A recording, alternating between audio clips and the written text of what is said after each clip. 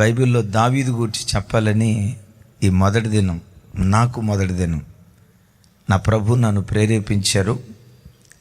పరిశుద్ధ గ్రంథమైన బైబిల్ అంతట్లో అతి ఎక్కువ సార్లు వ్రాయబడిన పేరు మీ పేరేనా? దావీదు పేరు. దరిదాపుగా తెలుగు బైబిల్లో 981 పర్యాయాలు రాయబడింది. ఇంగ్లీష్ బైబిల్లో 1010 సార్లు రాయబడింది. యేసుక్రీస్తు ప్రభు వారి తర్వాత అంత ఎక్కువగా రాయబడిన పేరు దావీదు గారి పేరు.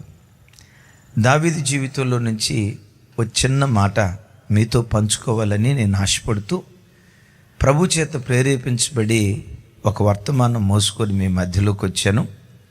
బైబిల్ తెచ్చిన వాళ్ళందరూ ఒకసారి మీ బైబిల్ తెరిచి నేను చదవబోతున్న మాట నేను చదువుతూ ఉండగా నాతో కలిసి చెప్పడానికి ప్రయత్నం చేయండి. యెషయా గ్రంథం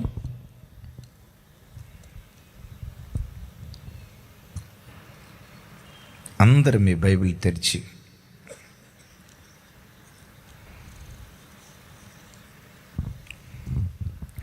28వ అధ్యాయం 21వ వచనం నేను చదువుతాను. నాతో కలిసి అందరూ చెప్పడానికి ప్రయత్నం చేయండి. నిజముగా, కొంచెం నోరు తెరవాలి. నిజముగా తన కార్యమును, తన ఆశ్చర్యమైన కార్యములను చేయుటకు, అపూర్వమైన తన కార్యమును అనరించుటకు ఆయన పెనాజీము అను కొండ మీద లేచినట్లు యెహోవా లేచును, గిబియోను లోయలో ఆయన రేగినట్లు ఆయన రేగును. 2025 సంవత్సరం మనం ముగించుకొని నూతన సంవత్సరంలో అడుగుపెట్టాం. ఈ నూతన సంవత్సరంలో 20 దినాలు దరిదాపుగా పూర్తి చేసుకున్నాం. 2025 మీ కుటుంబ జీవితాలు, మీ ఆర్థిక విషయాలు, మీ ఆరోగ్య విషయాలు ఎలా సాగాయో నాకు తెలియదు. కానీ ఈ రాత్రి సువార్త సభకు, ఈ కృతజ్ఞత కూటానికి వచ్చిన ప్రతి బిడ్డతో ఈ మాట పంచుకోమని పరిశుద్ధాత్మ దేవుడు నా హృదయాన్ని పురికొల్పుతున్నాడు. ఈ 2026 సంవత్సరంలో ప్రత్యేకంగా డేవిడ్ అన్న కుటుంబంలో ఈ రాత్రి ఈ కృతజ్ఞత సభకు వచ్చిన ప్రతి కుటుంబంలో ఈ 2026 సంవత్సరంలో ఒక ఆశ్చర్య కార్యం ప్రభు చేయబోతూ ఉన్నాడు. ఆ ఆశ్చర్య కార్యం ఎలా ఉంటుందంటే అపూర్వమైన కార్యము. అంటే పూర్వం గతంలో ఎప్పుడూ ఆ కార్యం జరగలేదు. ఒక మాటలో చెప్పాలంటే నువ్వు పుట్టిన నాటి నుండి నేటి వరకు నీ వ్యక్తిగత జీవితంలో ఎన్నడూ ఎప్పుడు జరగని ఒక మహత్కార్యం, ఒక అద్భుత కార్యం 2026లో నీ ఇంటిలో జరిగించాలని దేవుడు ఉద్దేశించాడు. అయ్యా, ఈ 2026 సంవత్సరంలో నా బ్రతుకులో నువ్వు ఎలా కార్యం చేయబోతున్నావు, నా కుటుంబాన్ని ఎలా నువ్వు నడిపించబోతున్నావు. ఇక్కడ అంటాడు, పెరాజీములో లేచినట్లు యెహోవా లేస్తాడు, గెరీజీము లోయలో, గిబియోను లోయలో యెహోవా రేగినట్లు తన పిల్లల పక్షాన ఆయన రేగబోతున్నాడు అని యెషయా ప్రవక్త ఒక అద్భుతమైన ప్రవచనం మాట్లాడుతున్నాడు. దైవజనమా, బైబిల్లో రాయబడిన ఏ వాక్యమైనా, ఎస్పెషల్లీ పాత నిబంధనలో రాయబడిన వాగ్దాన వాక్యాలు, అది వ్యక్తులకు, ఒక జాతికి చెందిన వాగ్దానాలైనా, క్రొత్త నిబంధన సంఘానికి వ్యక్తుల వాగ్దానాలైనా, జాతులకు చెందిన వాగ్దానాలైనా, యేసుక్రీస్తు వారి రక్తము ద్వారా ప్రతి వాగ్దానానికి మనం హక్కుదారులమై ఉన్నాం. ఇది ఇశ్రాయేలుతో చేసిన వాగ్దానం కదా, మనది కాదు కదా అని అనుకోవటానికి వీల్లేదు. అది ఇశ్రాయేలీలతో చేసిన వాగ్దానమే. కానీ పౌలు గారు అంటారు, యేసుక్రీస్తు వారి ద్వారా ఆ వాగ్దానాలన్నీ మన జీవితంలో అవునన్నట్లుగానే ఆమేనన్నట్లుగానే ఉన్నాయి అంటాడు. తెలుసు కదా మాట. విశ్వసించండి, ఈ 2026 నీ పక్షాన యెహోవా లేచిన సంవత్సరంగా దేవుడు చేయబోతున్నాడు. లేచిన దేవుడు తన హృదయాన్ని రేపుకొని నువ్వు పుట్టిన నాట నుండి నేటి వరకు ఎప్పుడు ఎన్నడూ నీ జీవితంలో జరగని ఒక అపూర్వమైన కార్యాన్ని, ఒక ఆశ్చర్య కార్యాన్ని నీ కడుపును పుట్టిన బిడ్డల జీవితాల్లో, నీ ఉద్యోగ జీవితంలో, నీ వ్యాపార జీవితంలో ఈ 2026 సంవత్సరం ఒక అపూర్వమైన కార్యాన్ని దేవుడు వనరించునుగాక. చెప్దాం ఆమేన్. ఇక్కడ అంటాడు, పెరాజీములో లేచినట్లు లేస్తాడు అంటాడు. అసలు పెరాజీములో దేవుడు ఏం చేశాడు? పెరాజీములో లేచినట్లుగా నేను లేచి అపూర్వమైన కార్యాన్ని వనరిస్తాను, ఇది నిజం. ఒక ఆశ్చర్య కార్యాన్ని జరిగిస్తాను, ఇది నిజం అని అంటాడే. పెరాజీములో దేవుడు ఏం చేశారు అనేది మనకు తెలియాలంటే సమూయేలు 2వ గ్రంథం 5వ అధ్యాయం, అలాగే దినవృత్తాంతాల 1వ గ్రంథంలో ఒకే విషయాన్ని గురించి దావీదు జీవితంలో 2 స్థలాలలో రాయబడి ఉంది. ఏమి రాశారు? దేవుడు పెరాజీములో ఏం జరిగించాడు ఒకసారి చూద్దాం. చూడండి, సమూయేలు 2వ గ్రంథం 5వ అధ్యాయం 17వ వచనం నుండి 25వ వచనం వరకు వ్రాయబడిన మాటలు నేను ఒక్కొక్కటిగా మీతో పంచుకుంటాను. సేమ్ ఇదే విషయం దినవృత్తాంతాలు 1వ గ్రంథం 14వ అధ్యాయం 8వ వచనం నుంచి 17వ వచనం వరకు వ్రాయబడిన మాటలు నేను మీతో పంచుకోబోతున్నాను. రైట్. సమూయేలు 2వ గ్రంథం 5వ అధ్యాయం 17వ వచనం ప్రారంభ వచనం నేను చదువుతాను. నాతో కలిసి అందరూ చెప్పడానికి ప్రయత్నం చేయండి. జనులు ఇశ్రాయేలీల మీద రాజుగా దావీదునకు పట్టాభిషేకము చేసిరని ఫిలిష్తీయులకు వినబడినప్పుడు దావీదును పట్టుకొనుటకై ఫిలిష్తీయులందరూ వచ్చిరి. దావీదు ఆ వార్త విని ప్రాకారము గల స్థలమునకు వెళ్ళిపోయెను. ఇదే మాట దినవృత్తాంతాల 1వ గ్రంథం 14వ అధ్యాయం 8వ వచనం నేను చదువుతాను, నాతో కలిసి. దావీదు ఇశ్రాయేలీలందరి మీద రాజుగా అభిషేకము చేయబడినని విని ఫిలిష్తీయులందరూ దావీదును వెతికి పట్టుకొనుటకై బయలుదేరగా దావీదు ఆ సంగతి విని వాణ్ణి ఎదుర్కొనబోయెను. విన్నారు కదా, దావీదు ఇశ్రాయేలీలందరి మీద రాజు అయ్యాడట. ఆ వార్త ఫిలిష్తీయులు విన్నారు. ఫిలిష్తీయులందరూ దావీదును పట్టుకొని బయలుదేరి వస్తే తనను పట్టుకోవటానికి ఫిలిష్తీయులు వచ్చారు అన్న సంగతి దావీదు విని ప్రాకారము గల స్థలానికి వెళ్ళిపోయాడు అని బైబిల్లో రాస్తుంది.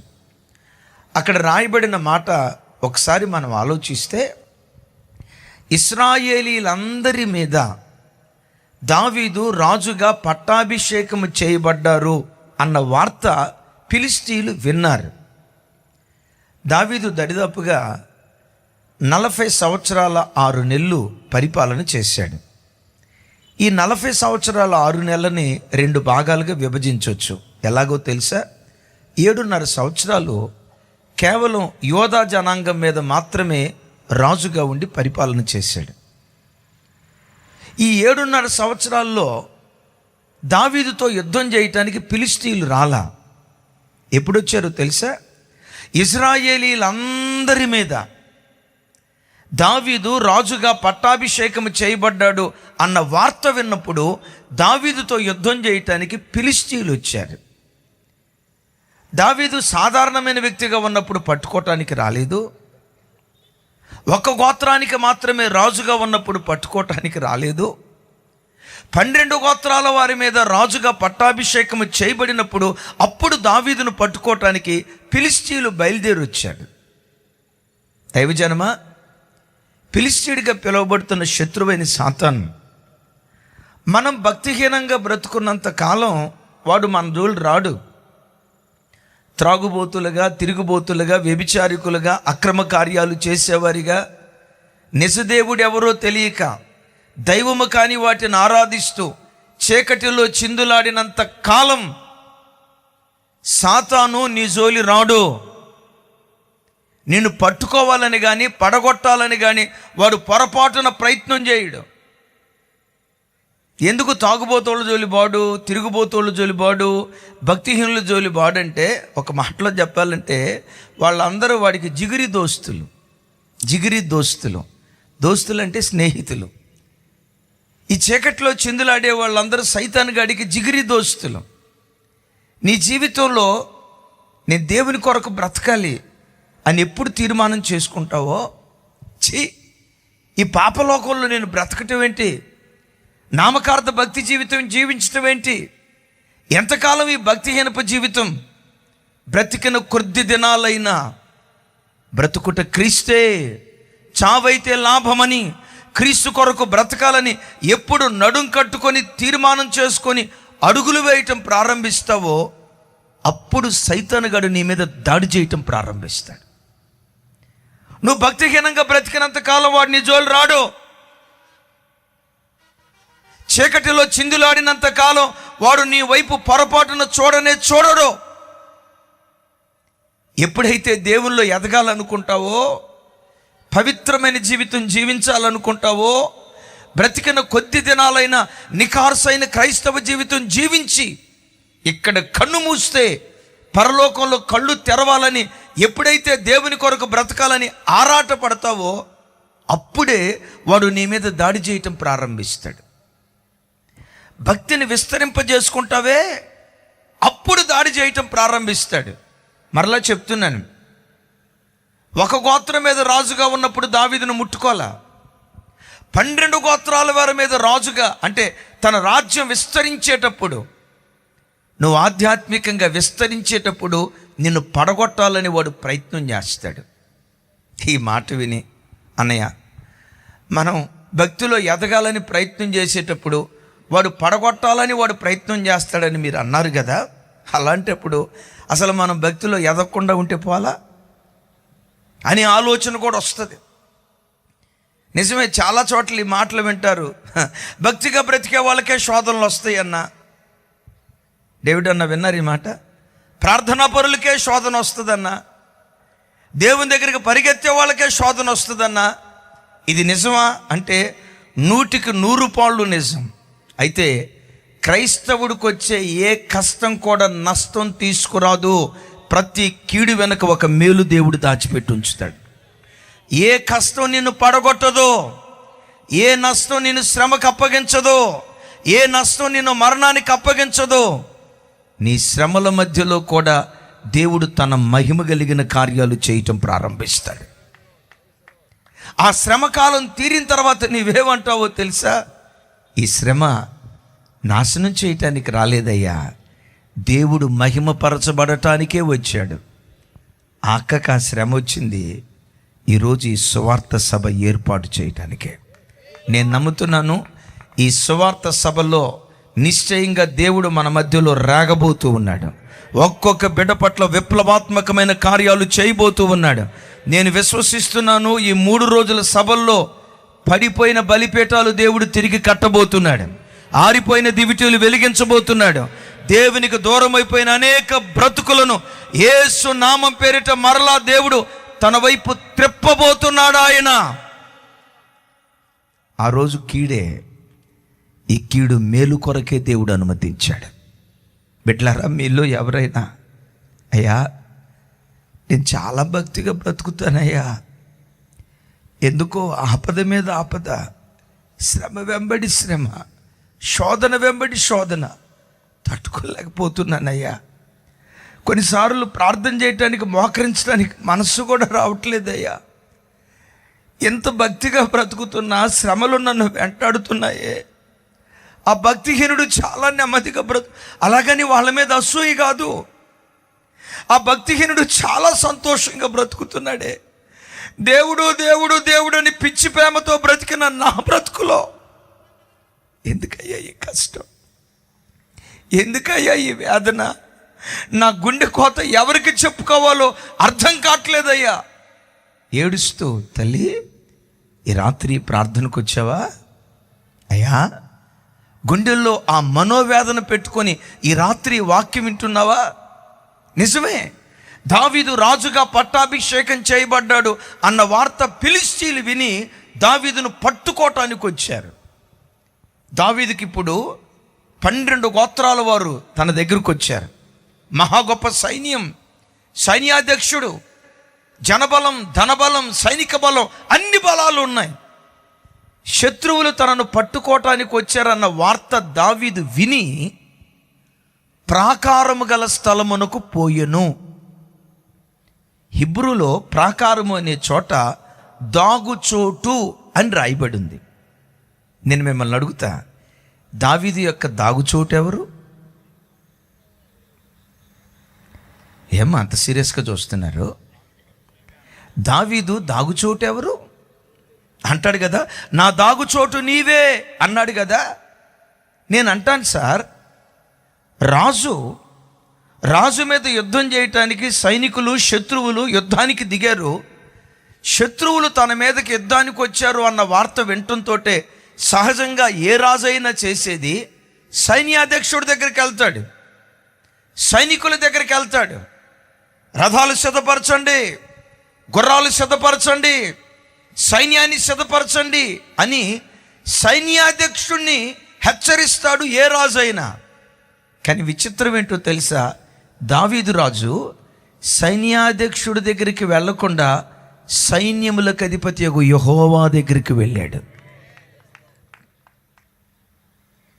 అమ్మా నా వైపు చూడండి, తను రాజు సహజ సిద్ధంగా శత్రువులు తన మీదకు వచ్చారన్న వార్త వినటంతో రాజు సహజ సిద్ధంగా ఎవరి దగ్గరికి వెళ్ళాలి? సరే, ఇట్లా అడిగితే మీకు అర్థం కాదు. కానీ పొద్దున్నే డ్యూటీకి వెళ్ళేటప్పుడు మీ ఆయన పెట్టమని ఒక దెబ్బ కొట్టాడు అనుకోండి, వెంటనే ఫోన్ ఎవరికి వెళ్ళిద్ది? అదిగో ఎంత బాగా చెప్తున్నారో చూడండి, వాళ్ళ అమ్మకంట. ఆ అమ్మ ఎంత గొప్పదో తెలుసా? ఆడు కొట్టేటట్టుంటే ఆడుతో కాపురం చేయటం ఎందుకే అందా? ఎంత చక్కగా చెప్తున్నారో చూడండి, వచ్చేయి అందంట. ఒక మాట, రాజు కష్టం వస్తే, శత్రువులు తన మీద యుద్ధానికి దిగితే సైన్యం దగ్గరికి వెళ్ళాల, సైన్యాధ్యక్షుడిని ఆశ్రయించాల, సైన్యాన్ని పురమాయించమనలేదు. సైన్యాధ్యక్షుడి దగ్గరికి వెళ్ళక మునుపే సైన్యములకు అధిపతి యెహోవా దగ్గరికి వెళ్ళాడు. బిడ్డలారా, నీ చెవులతో ఏదైనా ఒక దుర్వార్త వింటే, నీ గుండెల్నిట్లా పగలగొట్టే వేదనాభరితమైన వార్త వింటే అమ్మకి చెప్దాం, అమ్మ దగ్గరికి మొదట పరిగెత్తొద్దు. నాన్నకి చెప్దాం, నాన్న దగ్గరికి పరిగెత్తొద్దు. నీవు ఆరాధించే యేసయ్య నాన్న కంటే అమ్మ కంటే శ్రేష్ఠుడు ఆయన. అమ్మా నాన్నలు విని ఆదరించగలుగుతారు, అమ్మా నాన్నలు విని అయ్యో పాపం అలా జరిగిందా అని ఓదార్పు మాటలు మాట్లాడగలుగుతారు. నీవు ఆరాధించే యేసుక్రీస్తు ఆయన ఆదరించగలడు, నీ అంగలార్పును నాట్యంగా మార్చగలడు.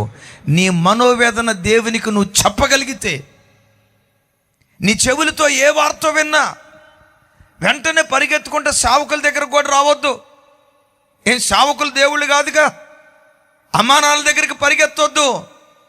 నీ కన్నీళ్లు తుడవగలిగే, నీ దాగుచోటుగా ఉండే, నీ ఆశ్రయ స్థానంగా ఉండే దేవుని పాదాల చెంత మోకరించి, అయ్యా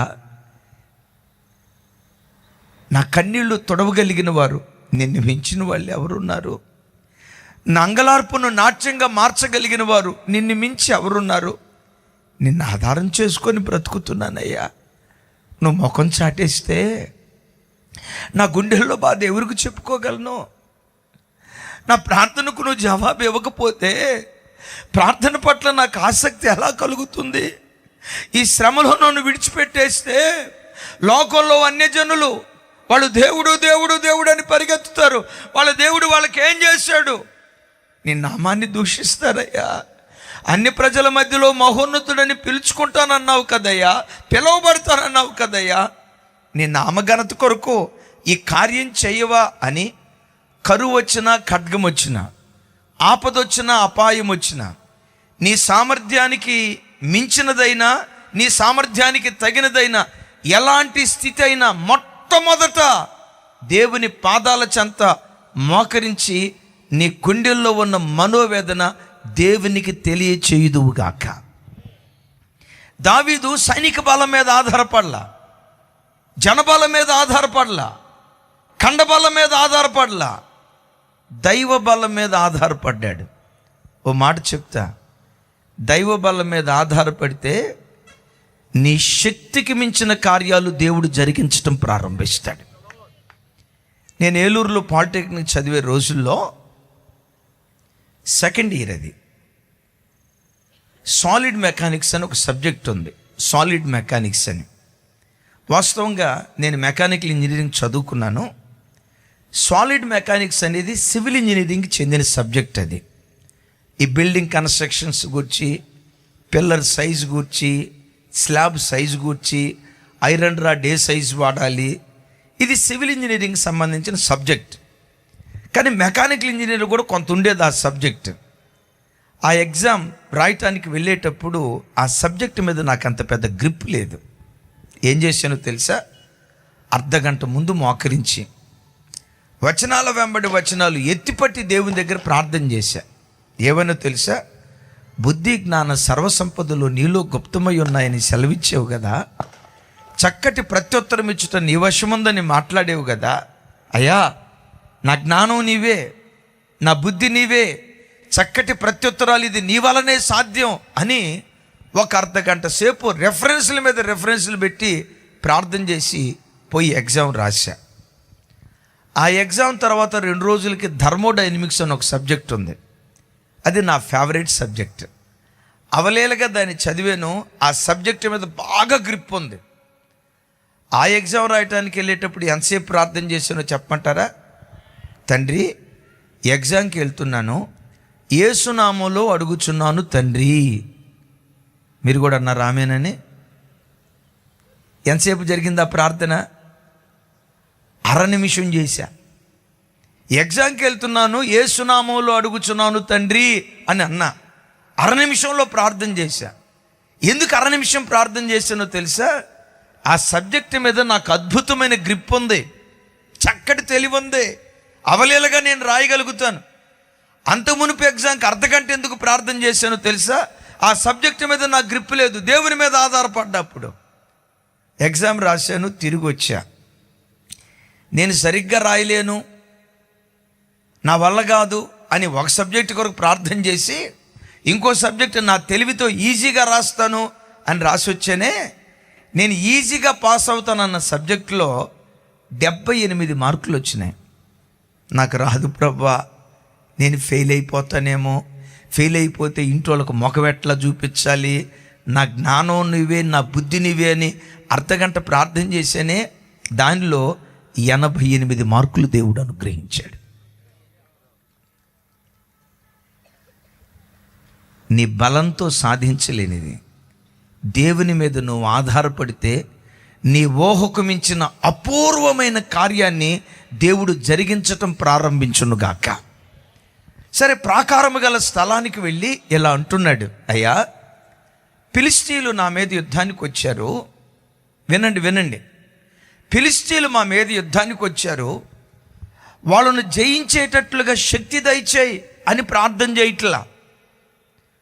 వాళ్ళను ఓడించడానికి కావలసిన బలం మాకు దయచేయి అని ప్రార్థన చేయట్లా.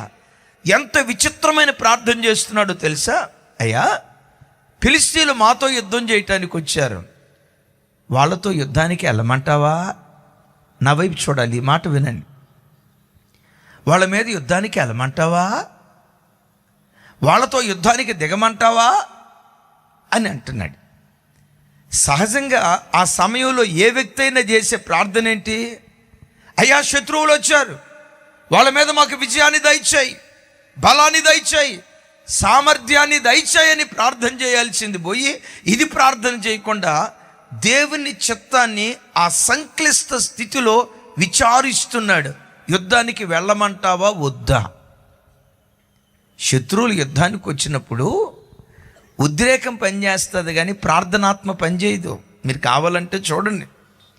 ఇప్పుడు మీ ఇంటి పక్క వాళ్ళు ఎవరైనా మీ మీద కొట్లాటకొచ్చి, ఒక మాట, ఎవరైనా మీ మీద కొట్లాటకొచ్చి నువ్వు దుర్మార్గురాలివే, నువ్వు చెడిపోయిన దానివే, నువ్వు పనికిమాలిన దానివే, అసలు మీ ఆయన అట్టాటోడే, మీ పిల్లలు ఎట్టాటోళ్ళే అని తిడతా ఉన్నారు అనుకోండి, ఆ తిట్లు విని ప్రార్థనా గదిలోకి వచ్చి, దేవా వాళ్ళు అలా తిడుతున్నారయ్యా, ఇప్పుడు వాళ్ళతో ఏం మాట్లాడమంటావు అని ప్రార్థన చేస్తారా?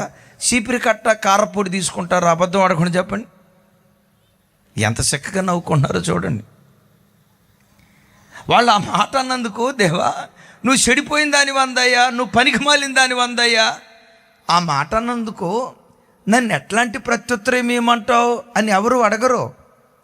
ఎమోషన్ అక్కడ పనిచేస్తుంది, ఉద్రేకం అక్కడ పనిచేస్తుంది.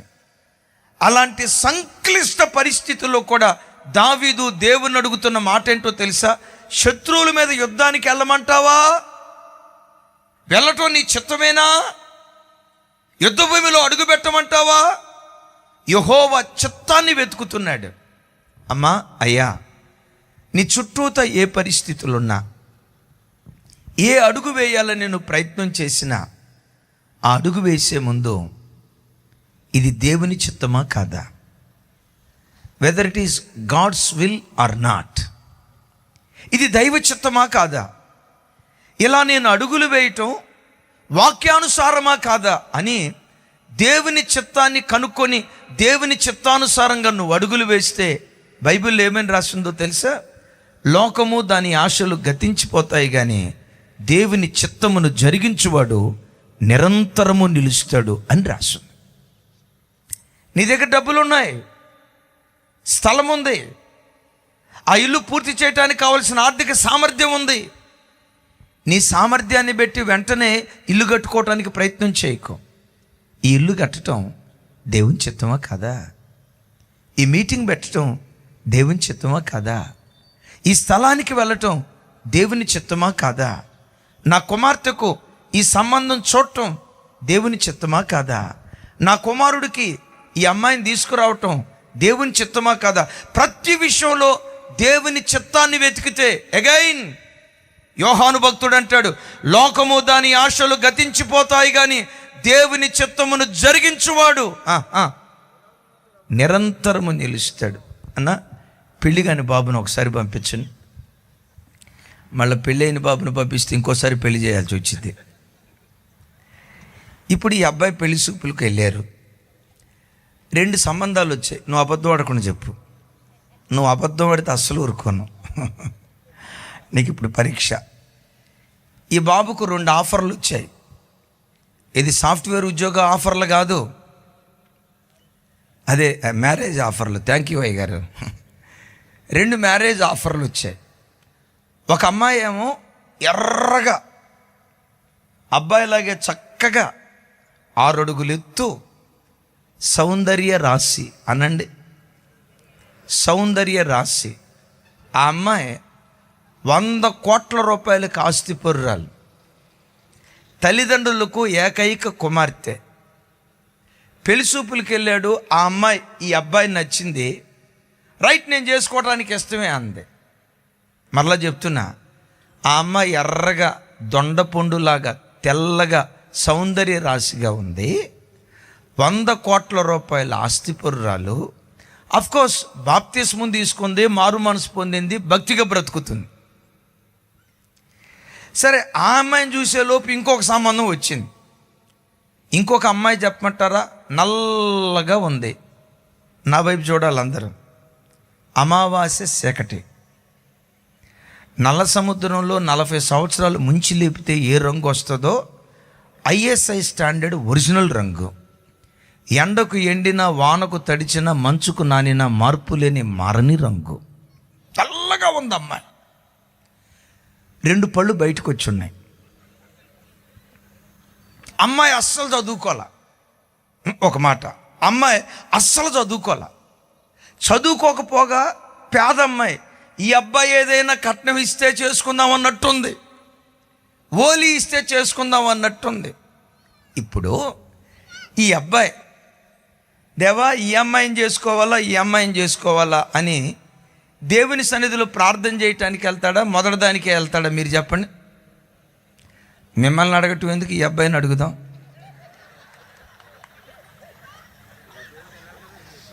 అబద్ధం ఆడద్దు.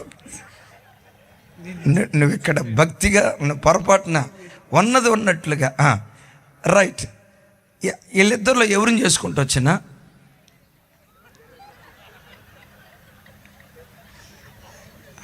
రే రే రే రే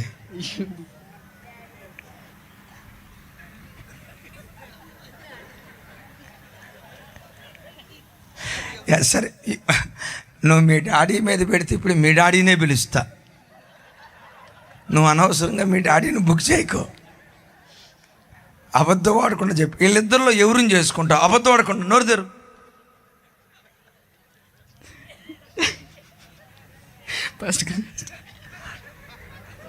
అసలు ఎంతకు పెళ్లి చేసుకుంటావు లేదా? ఎటు చూడు. వీళ్ళిద్దరిలో ఎవరిని చేసుకుంటావు? దేవుని చెప్పి అడుగుతుంది. సరే, ఈయన అట్లా పెడతావు తల్లి. మగపిల్లలు ఒకసారి నా వైపు చూడండి. సరే, ఆ 2 ఆఫర్లు వచ్చాయి. సహజంగా ఈ 2 ఆఫర్లు వచ్చినప్పుడు నాకు తెలిసి ఎవరు 90% ప్రార్థన చేయరు. ఎందుకు? మొదటిది దేవుని చిత్తమై ఉంది, దేవునికి స్తోత్రం కలుగునుగాక. ఎవరు రామేనందే? ఇంకక్కడ దేవుని చిత్తం వెతికేది ఏముంటుంది? వింటారా? మన చిత్తం ఏదో అది జరిగితే అది దేవుని చిత్తం అనుకుంటాం. ఇక అక్కడ ప్రార్థన చేయరు. ఒకవేళ ఎవరైనా ప్రార్థనాపరుడు ప్రార్థన చేసి, దేవా ఎర్రగొన్న అమ్మాయి అనండి, ఇంకోసారి ఎర్రగొన్న అమ్మాయి, నల్లగొన్న అమ్మాయి, వీళ్ళిద్దరిలో మీ చిత్తం ఏది నాకు బయలుపరుసు ప్రభువా అని తమ్ముడు ప్రార్థన చేస్తావట్లా? చేస్తాను. సరే, దేవుడే నీ దగ్గరకు వచ్చి, నా కుమారుడా నల్లగొన్న అమ్మాయి చేసుకోనాయనా, అది నా చిత్తం అయి ఉంది, ఎదురు కట్నం ఇచ్చి చేసుకోనాయనా, అది నా చిత్తం అయి ఉంది అని ఒకవేళ స్వరం వినబడిన తూచ్, ఇది దేవుని స్వరం కాదు. సహజంగా దావీదు చరిత్ర పుటల్లో సువర్ణాక్షరాలతో రాయబడే అద్భుతమైన వ్యక్తిగా నిలవబట్టడానికి కారణం ఏంటో తెలుసా? ప్రతి విషయంలో దేవుని చిత్తాన్ని వెతికే దైవ చిత్తానుసారమైన మనుష్యుడు. దేవుడే ఆశ్చర్యపోయి అంటాడు, నా హృదయానుసారుడైన మనుష్యుడు దావీదని. అంటే ఏ పని చేయాలన్నా దేవుని హృదయాన్ని వెతికేవాడు. అమ్మా, అయ్యా, నీ పిల్లల్ని ఓ కాలేజీలో జాయిన్ చేసేటప్పుడు వాళ్ళు పలానా కాలేజీలో జాయిన్ చేశారు, ఇలా పలానా కాలేజీలో జాయిన్ చేశారని, ఎవరో జాయిన్ చేశారని వాళ్ళ గోల నీ గోలు కాకూడదు. వాళ్ళ అమ్మాయి డాక్టర్ అయింది, వాళ్ళ అమ్మాయి డాక్టర్ అయింది, వాళ్ళ అమ్మాయి డాక్టర్ అయింది, వాళ్ళ గోల నీ గోలు కాకూడదు. వాళ్ళ అబ్బాయి ఇంజనీర్ అయ్యాడు, వాళ్ళ అబ్బాయి ఇంజనీర్ అయ్యాడు, ఆ గోల నీ గోలు కాకూడదు. వాళ్ళ అబ్బాయి చైతన్యాల్లో జాయిన్ అయ్యాడు. ఒక ఆయన అంటాడు, మా ఓడు చైతన్యాల్లో జాయిన్ అయ్యి చైతన్యవంతుడు అవుతాడు అనుకుంటే ఉన్న చైతన్యం పోయిందయ్యా అన్నాడు. విన్నారు ఈ మాట? ప్రతి విషయంలో క్రైస్తవ జనమా, నీ పిల్లల వివాహ విషయంలో, నీ ఇంటి కన్స్ట్రక్షన్ విషయంలో, నువ్వు ఒక అడుగు వేసే విషయంలో, ఒక ప్రయాణ విషయంలో, ప్రతి విషయంలో దేవుని చిత్తాన్ని వెతుకుతూ ఉండు. మీరు అడగొచ్చు, అన్నా దేవుని చిత్తాన్ని వెతికితే దేవుడు మాట్లాడతాడా? నీవు ఆరాధించే దేవుడు మాట్లాడకుండా ఉండుటకు మాయాస్వరూపి అయిన దేవుడు కాదు. ఆ కాలములోనైనా ఈ కాలములోనైనా తన ప్రజలతో ముఖాముఖిగా మాట్లాడే దేవుడై ఉన్నాడు. వినగలిగే మనస్సు నీకు ఉండాలే కానీ, దేవుని సన్నిధిలో కనిపెట్టగలిగే వ్యక్తిత్వం నీలో ఉండాలే కానీ, ప్రతిదీ నా ప్రభు నీతో మాట్లాడటం ప్రారంభిస్తాడు. అయ్యా యుద్ధానికి వెళ్ళమంటావా అని దావీదు అడిగితే, దావీదుతో దేవుడు అన్నాడు, నిస్సందేహముగా వెళ్ళు, శత్రువులను నీ చేతికి అప్పగించబోతున్నాను అన్నాడు. దావీదు దేవుని మాట పట్టుకొని శత్రువుల మీద యుద్ధానికి వెళ్ళాడు. అద్భుతం తెలుసా, దావీదు యుద్ధం చేస్తూ ఉంటే ఆ యుద్ధ భూమిలో దావీదు శత్రువులు నిలవలేక వాళ్ళు పారిపోతూ ఉంటే తరిమి వారిని హతం చేశాడు. ఆ స్థలానికి దావీదు ఏమని పేరు పెడతాడంటే బయల్ పెరాజీము అనండి. ఇంకోసారి బయల్ పెరాజీము అనే పేరుకున్న అర్థం ఏంటంటే, నా శత్రువు నా ఎదుట నిలవలేక ప్రవాహానికి చెత్త కొట్టుకొని పోయినట్లుగా నా శత్రువులు కొట్టుకొని పోయారు అంటాడు. ఇంకోసారి చెప్తాను, ప్రవాహానికి చెత్త కొట్టుకొని పోయినట్లుగా నా శత్రువులు నా ఎదుట నిలవలేక చెత్త కొట్టుకొని పోయినట్లుగా కొట్టుకొని పోయారు అంటాడు. దైవజనమా, 2025 సంవత్సరం చెత్త లాంటి ఏ సమస్యలు నిన్ను తరుముతూ వచ్చాయో, ఫిలిష్తీ లాంటి ఏ ఆపదలు నిన్ను తరుముతూ వచ్చాయో, ఆర్థిక సమస్యల్లో నల్లగొట్టబడ్డావేమో, అనారోగ్య సమస్యల్లో నల్లగొట్టబడ్డావేమో, భార్యాభర్తల మధ్యలో అసమాధానపు సమస్యలతో నల్లగొట్టబడ్డావేమో, ఆర్థికంగా చితికిపోయి, పంట నష్టపోయి, వ్యాపారంలో చితికిపోయి, ఏ కోణంలో చూసినా ఒక చితికిపోయిన వ్యక్తిగా శ్రమల మధ్యలో కొట్టమిట్టాడుతూ ఒకవేళ ఈ రాత్రి ప్రార్థనకు వచ్చావేమో, పెరాజీములో యెహోవా లేచినట్లుగా, గిబియోనులో యెహోవా రేగినట్లుగా ఈ రాత్రి నీ పక్షమై నీ దేవుడు రేగి నీ ప్రతి సమస్య చెత్త కొట్టుకొని పోయినట్లుగా కొట్టుకొని పోయేటట్లు ఈ రాత్రి దేవుడు కార్యం చేయునుగాక. ఏ సమస్యతో వచ్చావో నాకు తెలియదు, ఏ కన్నీళ్లతో వచ్చావో నాకు తెలియదు, ఏ ఇబ్బందుల మధ్యలో వచ్చావో నాకు తెలియదు, గుండెల్లో ఏ వేదన పెట్టుకొని చావాలో బ్రతకాలో అర్థం కాక నేను చస్తే పోయిద్ది, ఈ బ్రతికే కంటే ఆత్మహత్య చేసుకుంటే పోయిద్ది, జీవితాంతం కష్టపడిన ఈ అప్పుల వలయంలో నుంచి నేను బయటకు రాలేను, జీవితాంతం ఏడ్చిన ఈ భర్త మారడు, ఈ పిల్లలు మారరు, నా బ్రతుకు ఇంతే, చివరికి చితికిపోయి చస్తే బాగుండు మనోవేదనతో ఈ రాత్రి వచ్చావేమో, నిశ్చయముగా నా దేవుడు పెరాజీములో లేచినట్లుగా ఈ మొగల్తూరు పట్టణంలో నీ పక్షాన దేవుడు లేచునుగాక, నీ పిల్లల పక్షాన దేవుడు లేచునుగాక, నీ కుటుంబ పక్షాన దేవుడు లేచునుగాక. లేచిన దేవుడు గిబియోనులో రేగాడట అనండి. ఆ మాట పెద్దగా గిబియోనులో దేవుడు రేగాడట.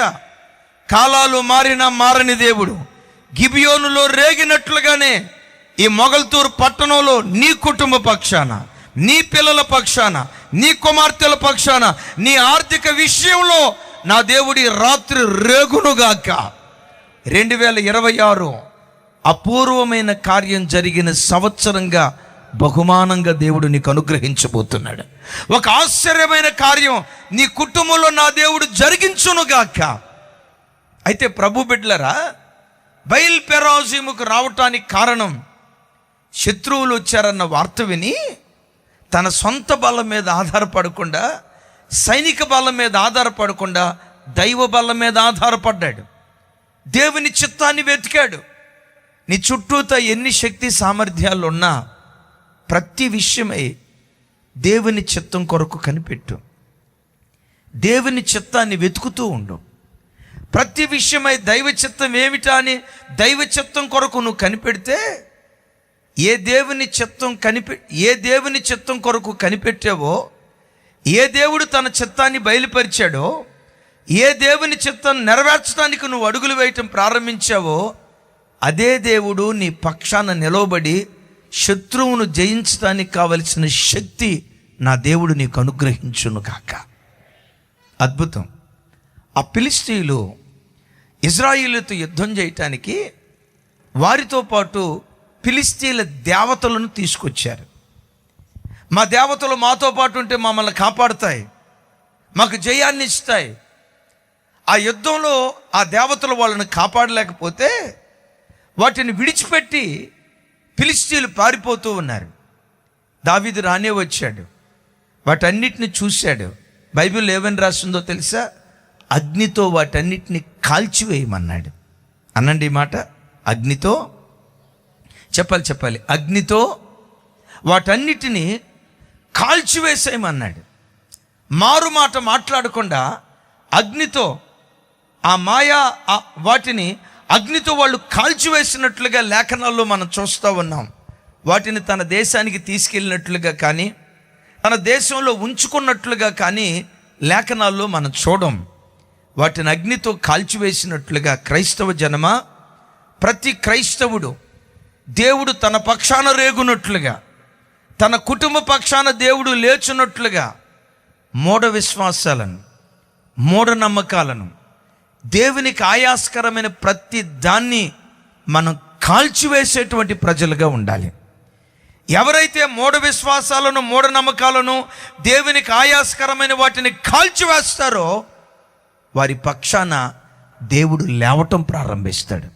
ఒక అపూర్వమైన కార్యం నొనరించున్నట్లుగా దేవుడు తన బాహుబలత చాపటం ప్రారంభిస్తాడు. కొంతమంది కొన్ని మూఢనమ్మకాలు ఉంటాయి.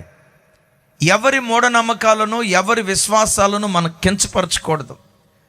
ముస్లిం సహోదరులకు కొన్ని నమ్మకాలు ఉంటాయి, వాళ్ళ నమ్మకాలు వాళ్ళవి. మన హైందవ సహోదరులకు కొన్ని నమ్మకాలు ఉంటాయి, వాళ్ళ నమ్మకాలు వాళ్ళవి. సిక్కు సహోదరులకు కొన్ని నమ్మకాలు ఉంటాయి, వాళ్ళ నమ్మకాలు వాళ్ళవి. బట్ క్రైస్తవులుగా మనం ఏ మూఢనమ్మకాలను ఆచరించే వ్యక్తులుగా పొరపాటును బ్రతకూడదు. నీ నమ్మిక ఏదైనా ఉన్నదంటే అది యేసు మాత్రమే అయ్యుండును గాక. యేసు మీద తప్ప మరి దేని మీద మన విశ్వాసం ఉంచి వాటి మీద ఆధారపడి బ్రతికే వారిగా ఉండకూడదు. కొంతమంది క్రైస్తవులు కూడా పిల్లలకు పెళ్లి చేసేటప్పుడు బొగ్గ మీద సొక్క పెడతారు. పుట్టిన బిడ్డలకి అరికాలులో చెప్పండి సొక్క పెడతారు. ఎందుకంట? బిడ్డకు దిష్టి తగలకుండా, బిడ్డకు కీడు కలగకుండా, బిడ్డకు అపాయం కలగకుండా కాపాడేది, బిడ్డకు అపాయం కలగకుండా కాపాడేది బొగ్గ మీద పెట్టిన సొక్క దేవుడైన యెహోవానా. నా స్నేహితుడు ఒకడున్నాడు, వాడు పెళ్ళి. సహజంగా వాడిని ఏమంటారంటే అమరావతి అపురూప శిల్పం అంటారు. అంటే బాగా నల్లగా ఉంటాడు. నేను అనుకుంటే వాడు నాకు తాత, నేను అనుకుంటే నాకు వాడు తాత. వాడి పెళ్ళికి నాకు ఇన్విటేషన్ ఇచ్చారు, వెళ్ళా. విచిత్రం ఏంటో తెలుసా? వాడికి బొగ్గ మీద సొక్క పెట్టారు. నాకు తప్ప జనాలకు కనపడుతుంది. నేను అడిగా, రే నీకెందుకురా బొగ్గ మీద సొక్క అన్న. ఏమంటాడో తెలుసా? దిష్టి తగలకుండారా, నిన్ను చూసినోడికి దిష్టి తగలిపోతే మేలురా నాయన. ఎందుకురా ఇది? ఏంటిది? క్రైస్తవ సంఘం వీటిని కాల్చేయాలి. ఈ మూఢనమ్మకాల మీద క్రైస్తవుడు పొరపాటున ఆధారపడి బ్రతికేవాడిగా ఉండకూడదు. నీ నమ్మిక ఏదైనా ఉన్నదా అంటే విశ్వాసమునకు కర్త, దాన్ని కొనసాగించే యేసు వైపు మాత్రమే చూస్తూ ఈ విశ్వాస ప్రయాణంలో సాగిపోవుదుముగాక. చప్పలు కొడితే సైకు స్తోత్రాలు చెప్దాం. విశ్వాసము కానిది ఏదో అది పాపం. దేవుని యొక్క వాక్యం ఘంటాపదంగా మాట్లాడుతుంది. ఒకరోజు ఒక ఆయన వచ్చాడు, ఆ పెళ్లి కార్డుకి సంబంధించిన తీసుకొని వచ్చాడు. నాతో అన్నాడు, అయ్యగారు ఈ పెళ్ళిలో మీరు వచ్చి వాక్యం చెప్పాలి. పెళ్లి కార్డులో మీ పేరేయటానికి ఇష్టపడరు కాబట్టి నేను వేయలేదు. మీ వాళ్ళని అడిగితే అదే చెప్పారు, మీరే వచ్చి పెళ్లి చేయాలండి అన్నారు. తప్పకుండా నాకు అవకాశం ఉంటే, ఆ డేట్ ఉంటే చూద్దాము, అనుకూలత ఉంటే చూద్దామని పెళ్లి కార్డు తీసుకున్నా. ఆ పెళ్లి కార్డు మీద ఏమని రాసిందో తెలుసా? ఇది యెహోవా ఏర్పాటు చేసిన దినం. తర్వాత మాట చెప్పండి. నీకు తెలియందా? పెద్దగా చెప్పండి అమ్మా. ఇది యెహోవా ఏర్పాటు చేసిన దినం, దీని యందు ఉత్సహించి సంతోషించదము అని రాసింది. ఆ వాక్యం చదవడంతో నాకు కూడా సంతోషం అనిపించింది. ఆ తర్వాత పెళ్లి కొడుకు పేరు కాడ, పెళ్లి కూతురు పేరు కాడ ఇలా రాసి ఉంది. చీ చీ 2 సుక్కలు. ఆ తర్వాత కొడుకు పేరు రాశారు. ఆ తర్వాత కోడల పేరు ఏమని రాశారో తెలుసా? చీ చీ చీ. అదే ఏదో అంటున్నారు కదా, చానండి అమ్మా. చీ లా సౌ. చీ లా చీ చీ లా సౌ. సౌ అంటే 100. అదే చీ లా సౌ అని కోడల పేరు రాశాడు. నాకు పర్లేదు, బాగానే ఉందనుకున్నా. కిందకు వచ్చేసరికి ఏమని రాశాడో తెలుసా? ఉదయం 9:45 మా ఊడి సెకండ్లు కూడా వదిలిపెట్టల. శుభముహూర్తాన వివాహం జరిపించబడును అని రాశాడు. సెకండ్లు కూడా వదిలిపెట్టకపోయేసరికి నాకు డౌట్ వచ్చింది. అయ్యా, కొంతమంది ముహూర్తాలు చూసుకుంటారు, వాళ్ళ విశ్వాసాలు వాళ్ళవి, వాళ్ళను మనం కించపరచకూడదు. యాజ్ ఎ క్రిస్టియన్, ఒక క్రైస్తవుడిగా లోకంలో కొంతమంది ముహూర్తాలు విశ్వసిస్తారు, వాళ్ళ నమ్మకం వాళ్ళది, వాళ్ళను మనం కించపరచకూడదు. క్రైస్తవుడి జీవితంలో ముహూర్తాలు విచారించకూడదు. అలా ముహూర్తాలు విచారించే మనుష్య రాజు శత్రువుల చేత పట్టబడ్డాడు. అయ్యా, క్రైస్తవుడికి మంచి రోజేది? నేనంట, యేసు నీతో ఉంటే ప్రతిరోజు నీకు మంచి రోజే. యేసు నీతో ఉంటే ఎడారిలో అడుగుపెట్టిన ఎడారి కూడా ఏదేనుగా దేవుడు మార్చేస్తాడు.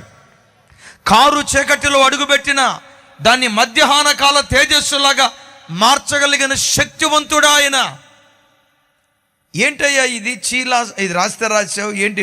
ఉదయం 9:45 రాసేవి ఏంటి అన్నాడు.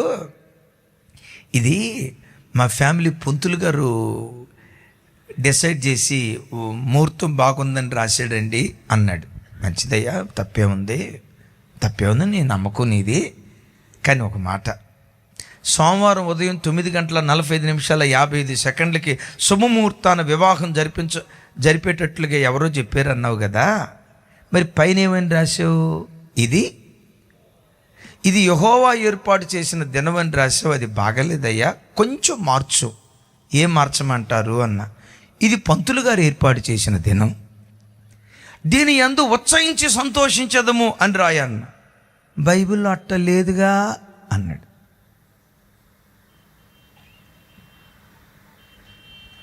ఈ మూఢ విశ్వాసాలను క్రైస్తవ సంఘం కాల్చి బూడిద చేయాలి. లోకంతో రాజీ పడకూడదు. నేనంట, నీ ప్రభు కొరకు బ్రతికే విషయంలో నీవెంత రోషంగా ఉంటావో, నీ రోషానికి తగినట్లుగా నీ పక్షాన దేవుడు చెలరేగటం ప్రారంభిస్తాడు, శత్రువును అణచటం ప్రారంభిస్తాడు. వరద ప్రవాహానికి చెత్త కొట్టుకొని పోయేటట్లుగా ఎన్ని సమస్యలు నీ చుట్టూతో ఉన్నా అవి కొట్టుకొని పోయేటట్లుగా దేవుడు కార్యం చేస్తాడు. ఈరోజు వాక్యం వింటున్న ప్రభు బిడ్డలారా, యేసుక్రీస్తు మీద కాక వేటి మీద నువ్వు నమ్మకం ఉంచి క్రైస్తవ విశ్వాసంలో నుంచి నువ్వు తొలగిపోతున్నావో, ఈరోజు ఈ వాక్యం వింటుండగా వాటిని అగ్నితో నువ్వు కాల్చివేయగలిగితే ఈ 2026 నీ పక్షాన దేవుడు రేగిన సంవత్సరంగా దేవుడు చెయ్యును కాక. ప్రతిగా చెప్దాం ఆమేన్.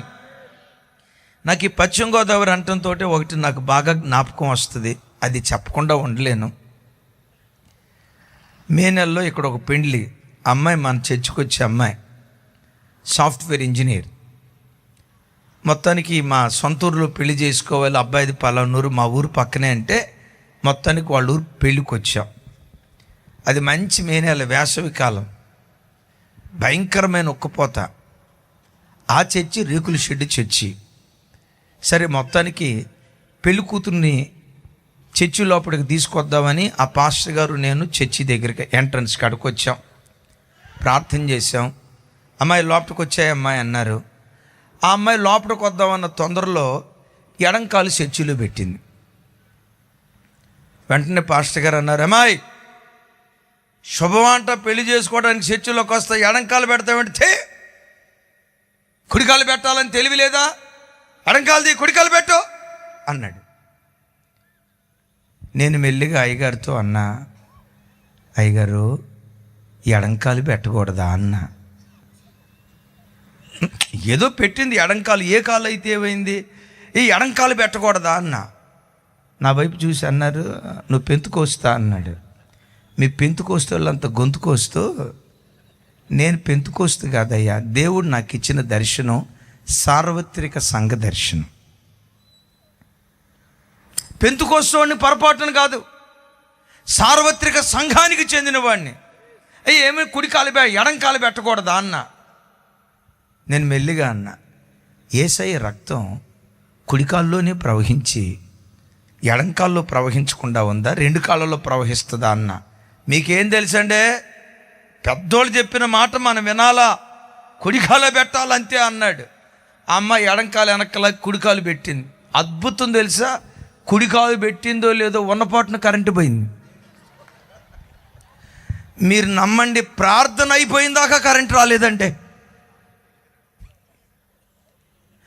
కుడికాలు అట్లా పెట్టిందో లేదోనండి కరెంటు పోయింది.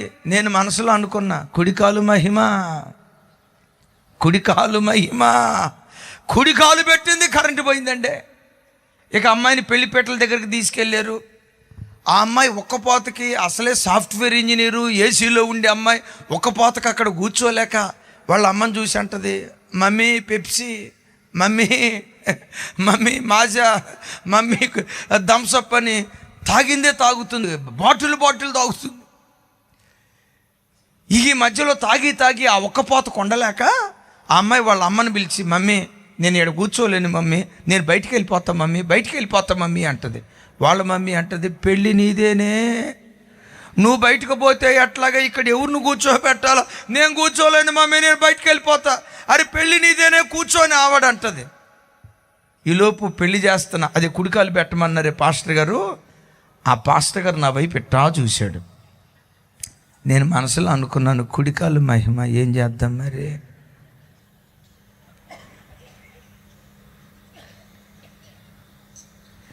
సంఘం వాటిని కాల్చేయాలి.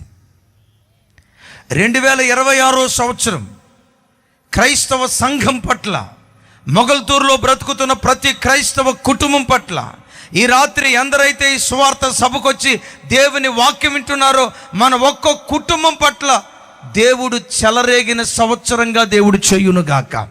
పెరాజీములో రేగినట్లుగా, గిబియోనులో లేచినట్లుగా రాగల ఈ సంవత్సరం దేవుడు మన పక్షాన లేచున్నట్లుగా, ఈ మూఢ విశ్వాసాలు, దేవునికి అసహ్యమైన ప్రతి దాన్ని మనం కాల్చి బూడిద చేసే వ్యక్తులుగా దేవుని సన్నిధిలో బ్రతకగలిగితే దేవుడే మన పక్షాన లేచునుగాక. ఇది చెప్పి నేను తర్వాత విషయానికి వెళ్తాను. ఒక 4 నెలలు బట్టి క్రొత్తగా మన మందిరానికి వస్తున్నారు. ఒకరోజు ఒక ఆయన వచ్చి, అయ్యా దేవుడు అద్భుతం చేస్తాడు అంటున్నారు. గడిచిన 10 సంవత్సరాలు బట్టి దేవుణ్ణి వెంబడిస్తున్నా, ఏ అద్భుతం జరగల. పిల్లలిద్దరిది ఇంజనీరింగ్ పూర్తయింది, ఉద్యోగం లేక అప్పుల పాలై ఆర్థికంగా చితికిపోయానయ్యా. దేవుడు అద్భుతం చేస్తాడు అంటున్నారు, ఏ అద్భుతం జరగల. ఎందుకు అద్భుతం జరగల? ఇది దేవుని శక్తిలో లోపమా, మా భక్తిలో లోపమా అన్నాడు. ఆ మాట నాకు ఆ రైమింగ్ బాగుండి, సరేనయ్యా నేను ఎప్పుడైనా మీ ఇంటికి వచ్చినప్పుడు ప్రార్థన చేసి చెప్తాలే, ఒకవేళ దేవుడు ఏదైనా ప్రేరేపణ ఇస్తే. శ్రమలు క్రైస్తవ్యానికి కొత్త ఏం కాదు, శ్రమలు క్రైస్తవ్యానికి పొరపాటున శాపం కాదు. ప్రతి శ్రమ క్రైస్తవుడిని సువర్ణంగా మారుస్తుంది. ప్రతి శ్రమ మహిమ కొరకే దేవుడు అనుమతిస్తాడు. శ్రమల్లో ఉండటం శాపమేం కాదు. సరే, ఎందుకు దేవుడు కనికరించలేదో ఎప్పుడైనా మీ ఇంటికి వచ్చినప్పుడు చెప్తానులే అని మొత్తానికి ఒకరోజు ఆ ప్రాంతంలో ఉపవాస ప్రార్థన నుండి వెళ్ళాం. ఆ ఉపవాస ప్రార్థన అయిన తర్వాత ఆ చెల్లిని అడిగా, అమ్మ ఇక్కడ మన చర్చి కొత్తగా ఒక 6 నెలలు బట్టి వస్తున్నారు కదా, వాళ్ళ ఇల్లు ఎక్కడేనా అంటే, అవునన్నయ్య ఎక్కడే, ఒకసారి వాళ్ళ ఇంటికి వెళ్ళి ప్రార్థన చేద్దామమ్మా అని వెళ్ళాం. మొత్తానికి మధ్యాహ్నం 1:30, 2 ఆ ప్రాంతంలో ఆ ఇంటికి వెళ్ళి నేనే అప్పుడు సేవా ప్రారంభ దినాలు, ఇప్పుడు కాదు, సేవా ప్రారంభ దినాలు. తలుపు అలా కొట్టబోతున్నా. తలుపు కొట్టబోయే లోపు ఆ ఇంట్లో నుంచి చక్కగా సినిమా పాటలు, సినిమా డైలాగులు, సకుటుంబ సపరివారంగా చూస్తున్నట్టున్నారు. అబ్బా ఎంత సరదాగా నవ్వుకుంటున్నారంటే ఆ జోక్స్కి అంత సరదాగా నవ్వుకుంటున్నారు. నాకు అర్థం కాక నన్ను తీసుకెళ్ళిన చెల్లిని అడిగాను, అమ్మ ఇది మన చర్చికి వచ్చేవాళ్ళు ఇల్లేనా అన్న. మీకు ఎందుకన్నా అంత డౌటు అన్నారు. నీతిమంతుల గుడారాలలో రక్షణను గూర్చిన సునాదాలు వినబడతాయని బైబిల్ రాసింది. యేసుక్రీస్తు రక్తంతో కడగబడిన ఈ క్రైస్తవ కుటుంబాల్లో ఈ సినిమా పాటలు ఏంటమ్మా, ఇది మనోళ్ళిల్లు కాదమ్మా అన్న. అనయ్యో ఇది వాళ్ళే మనోళ్ళిల్లు అని అన్నయ్య, కాకపోతే వీళ్ళు ఎట్లాంటి వాళ్ళు అంటే అదే ఏదో చెప్పండి, అదే ఇదే అన్నారు. ఇక ఏం చేయాలో అర్థం కాక సరే ఇంత దూరం వచ్చాం కదా, చిన్న ప్రార్థన చేసి వెళ్దామని మెల్లిగా తలుపు కొట్టా.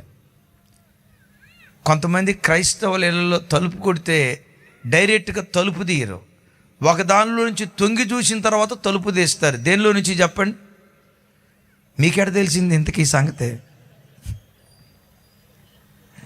అందరూ కిటికీ అనేది కరెక్ట్గా చెప్పారు అయ్య గారు, మరి ఎందుకు చెప్పారు, ఎట్లా చెప్పగలిగారు తెలియలేదు.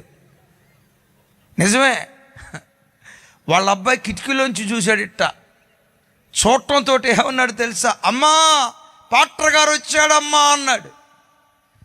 ఎప్పుడు మోకాళ్ళ నొప్పి అనే అమ్మ ఏ కుర్చీ మీద కూర్చుందో నాకు తెలియదు, కానీ లేడి పిల్లల్లాగా చెంగుమని ఎగిరి టీవీ స్విచ్ ఆఫ్ చేసింది. ఇంటి యజమానుడు వచ్చి తలుపు తీసి అప్పుడే ప్రార్థనలో నుంచి లేచిన భక్తుడులాగా బేస్ వాయిస్తో ప్రైజ్ లార్డ్ అయ్య గారు అన్నాడు.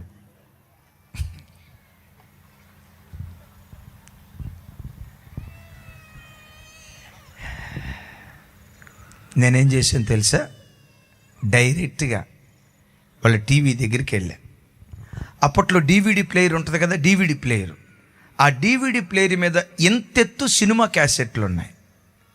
నేను చెప్పా, ఎంత చెత్త పెట్టుకొని దేవుని మందిరానికి వచ్చి ఉపయోగం ఏంటయ్యా? శాపగ్రస్తమైన వాటిని, హేయమైన వాటిని వాక్యమని అగ్ని చేత కాల్చివేయాలి, పరిశుద్ధాత్మ అగ్ని చేత కాల్చివేయాలి.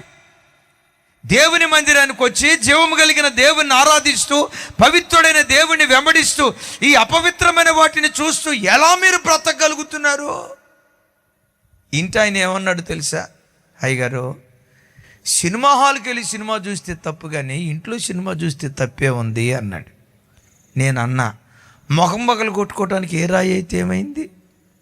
పాలకొల్లు రాయితో కొట్టుకున్నా కానీ మొహం పగిలిపోద్ది. హైదరాబాద్లో రాయితో కొట్టుకున్నా, అయ్యా మీ వైజాగ్ రాయితో కొట్టుకుంటే అయ్యగారు అంటారు 4 ముక్కలు అయిపోద్దట. మొహం పగలు కొట్టుకోవడానికి ఏ రాయి అయితే ఏమైంది? అప్పుడు నేను ప్రారంభించా. ఆ రోజు నన్ను ఒక మాట అడిగేవే, నేను ఆశీర్వదించబడకపోవటానికి, నా కుటుంబ స్థితిగతులు చక్కదిద్దబడకపోవటానికి, ఇంకా ఈ శ్రమల కొలిమిలో కాల్చబడటానికి నా భక్తిలో లోపమా, దేవుని శక్తిలో లోపమా అని అడిగేవే. ఈరోజు చెప్తున్నా, దేవుని శక్తిలో లోపం కాదు, నీ భక్తిలో ఉన్న లోపం. 10 సంవత్సరాల క్రితం రక్షణ పొందానన్నావయ్యా, నీ ఇంట్లో వినబడే శబ్దాలేంటి? నీతిమంతుల గుడారాలలో రక్షణను కూర్చిన ఉత్సాహ సునాదాలు వినబడతాయని లేఖనాల్లో రాయబడలేదా? మన ఇంటిలో దేవుని పాట, దేవుని మాట, దేవుని వాక్యం ఆత్మ సంబంధమైన వినబడాలి. ఏంటి వినబడుతుంది? మీరు ఎప్పుడైనా చూడండి, డేవిడ్ అన్న వాళ్ళ ఇంటికి వచ్చి చూడండి, వాళ్ళ పిల్లల్ని చూస్తేనే అర్థం అవుతుంది. ఆ ఇంట్లో ఎప్పుడు దేవుని మాట, దేవుని పాట తప్ప ఇంకొక మాట ఆ ఇంటిలో వినబడదు. దేవుడు మన కుటుంబాలను నీతిమంతుల కుటుంబాలుగా చూడాలని ఆశపడుతున్నాడు. ఏంటయ్యా ఈ చెత్త, ఏంటయ్యా ఈ వ్యర్థమైనవి, ఏంటయ్యా ఈ అపవిత్రమైనవి? నా మాట వినండి, ఈ చెత్తను ఇంట్లోంచి తీసేయండి, దేవుడు కనికరిస్తాడు. ఈ మాటలు చెప్పి ఇక నేను ప్రార్థన చేద్దాం అనుకునే లోపు నా కళ్ళ ముందే వాళ్ళు ఏం చేశారో తెలుసా? భార్యాభర్తలిద్దరూ దరిదాపుగా 140 డివిడీలు ఉన్నాయి, ఒకదాని మీద ఒకటి.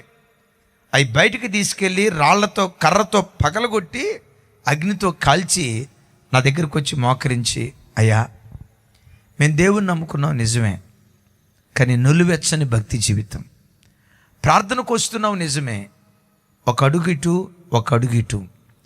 ఈ నులివెచ్చని స్థితిలో బ్రతకటాన్ని బట్టే మా బ్రతుకులు ఈరోజు ఇలా అయిపోయాయని మాకు అర్థమైంది. మరి అన్నడు ఆ అపవిత్రత వైపు వెళ్లకుండా బ్రతికిన కొద్ది దినాలు బ్రతుకుట క్రీస్తే చావైతే లాభమని దేవుని కొరకు మేము బ్రతికేటట్లుగా మా కొరకు ప్రార్థన చేయండి అని భార్యాభర్తలు ఇద్దరు మోకరించి ప్రార్థన చేయించుకున్నారు. ప్రార్థన చేసాం, అయిపోయింది. మీరు నమ్ముతారో లేదో నాకు తెలీదు, దేవుని ఎదుటి చెప్తున్నాను. 4 రోజులు కూడా గడవక మునిపే కొడుకులిద్దరిని తీసుకొని ఇంతెత్తు స్వీట్ ప్యాకెట్ తీసుకొని నా దగ్గరకు వచ్చాడు. ఏంటయ్యా ఇంత సంతోషంగా ఉన్నారు అన్నాను.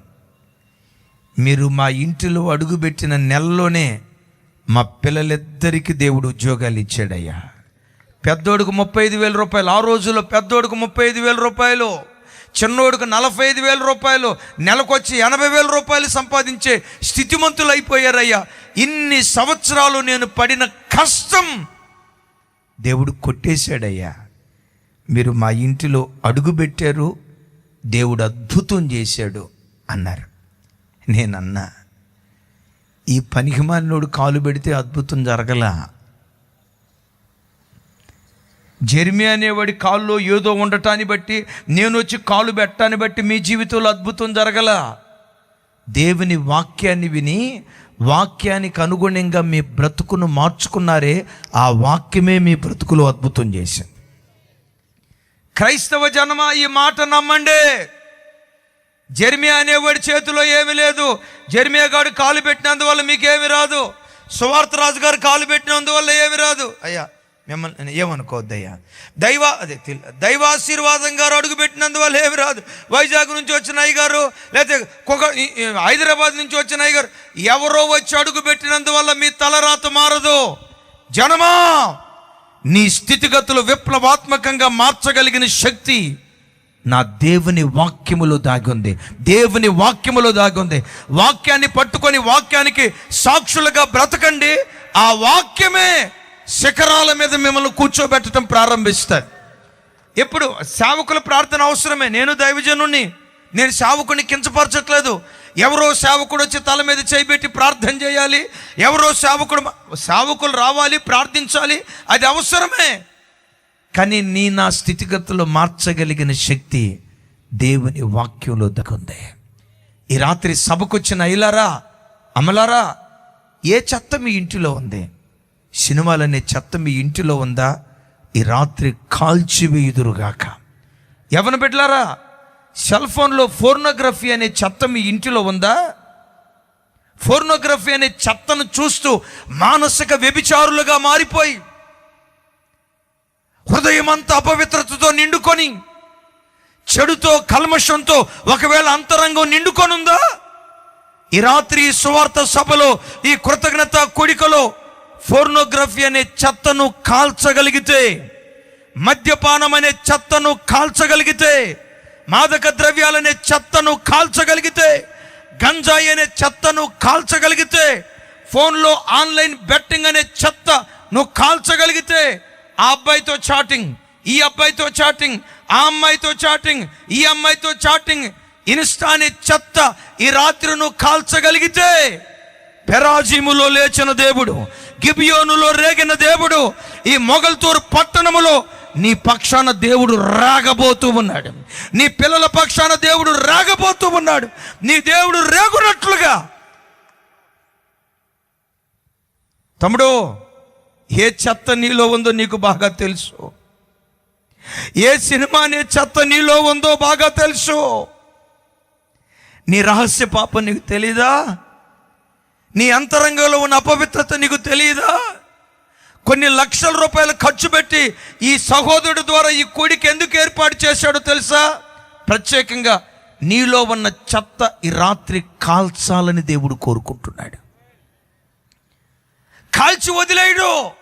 విశ్వసించే మాట, ఆ రోజుల్లో పెరాజీములో లేచినట్లు, గిబియోనులో రేగినట్లు, నువ్వు మొగల్తూరు నుంచి వచ్చావో, పాలకొల నుంచి వచ్చావో, భీమవరం నుంచి వచ్చావో, వైజాగ్ నుంచి వచ్చావో, హైదరాబాద్ నుంచి వచ్చావో, ఏ ప్రాంతం నుంచి వచ్చినా నువ్వు బ్రతుకుతున్న ప్రాంతాలలో నీ పక్షాన దేవుడు రాకపోతూ ఉన్నాడు. ఆయన రేగి అపూర్వమైన కార్యాన్ని నొనరించున్నట్లుగా ఒక ఆశ్చర్య కార్యాన్ని దేవుడు జరిగించబోతున్నాడు. వినండి, ఇంతవరకు విన్నారు కదా. సరే, అగ్ని చేత వాటన్నిటినీ కాల్చేశాడు దావీదు. జయాన్ని పొందాం అని తిరిగి వెళ్ళారు. విచిత్రం ఏంటో తెలుసా? ఫిలిష్తీయులు దావీదుతో ఇశ్రాయేలీలతో యుద్ధం చేయటానికి మరలా వచ్చారట. ఆ మాట చూడండి, చదివితేనే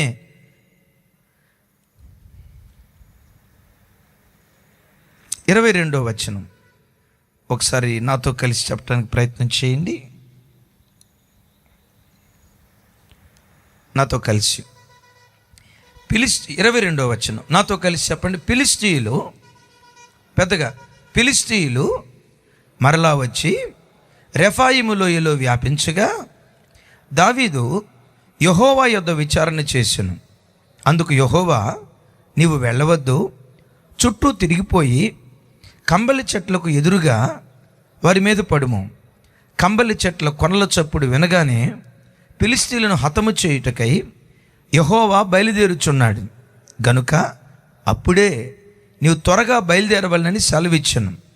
దావీదు యెహోవా తనకు ఆజ్ఞాపించిన ప్రకారము చేసి గేబా నుండి గేజరు వరకు ఫిలిష్తీయులను తరుముచు హతము చేసెను. వినండి, మొదట ఫిలిష్తీయులు ఓడిపోయారు. ఓడిపోయిన ఫిలిష్తీయులు మరలా ఏం చేశారట? ఫిలిష్తీయులు మరలా దావీదుతో యుద్ధం చేయటానికి వచ్చారు. సైతాన్ గాడు ఎవరో తెలుసా? వాడు ఎన్నిసార్లు ఓడిపోయినా మరలా మన మీద యుద్ధానికి వస్తాడు. ఎందుకో తెలుసా? సైతాన్ గాడికి సిగ్గుండదు. ఈ ప్రపంచంలో సిగ్గులేని బ్యాచ్ ఏదైనా ఉందంటే వాడే నంబర్ 1 సిగ్గులేనుడు వాడు.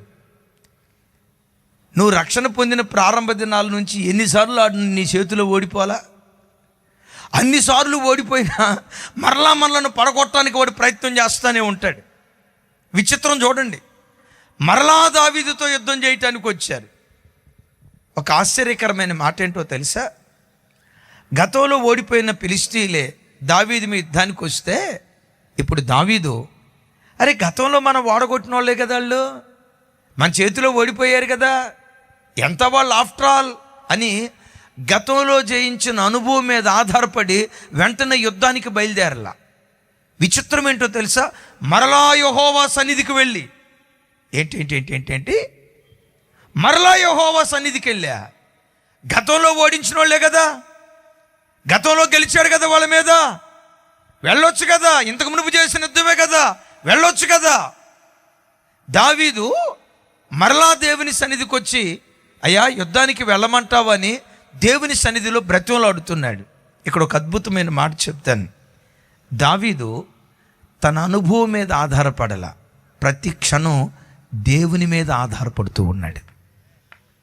సంగమా, దైవజనులారా, విశ్వాసులారా, నువ్వు చేసే పనిలో నీకెంత అనుభవం ఉన్నా ప్రతి క్షణం దేవుని మీద ఆధారపడు.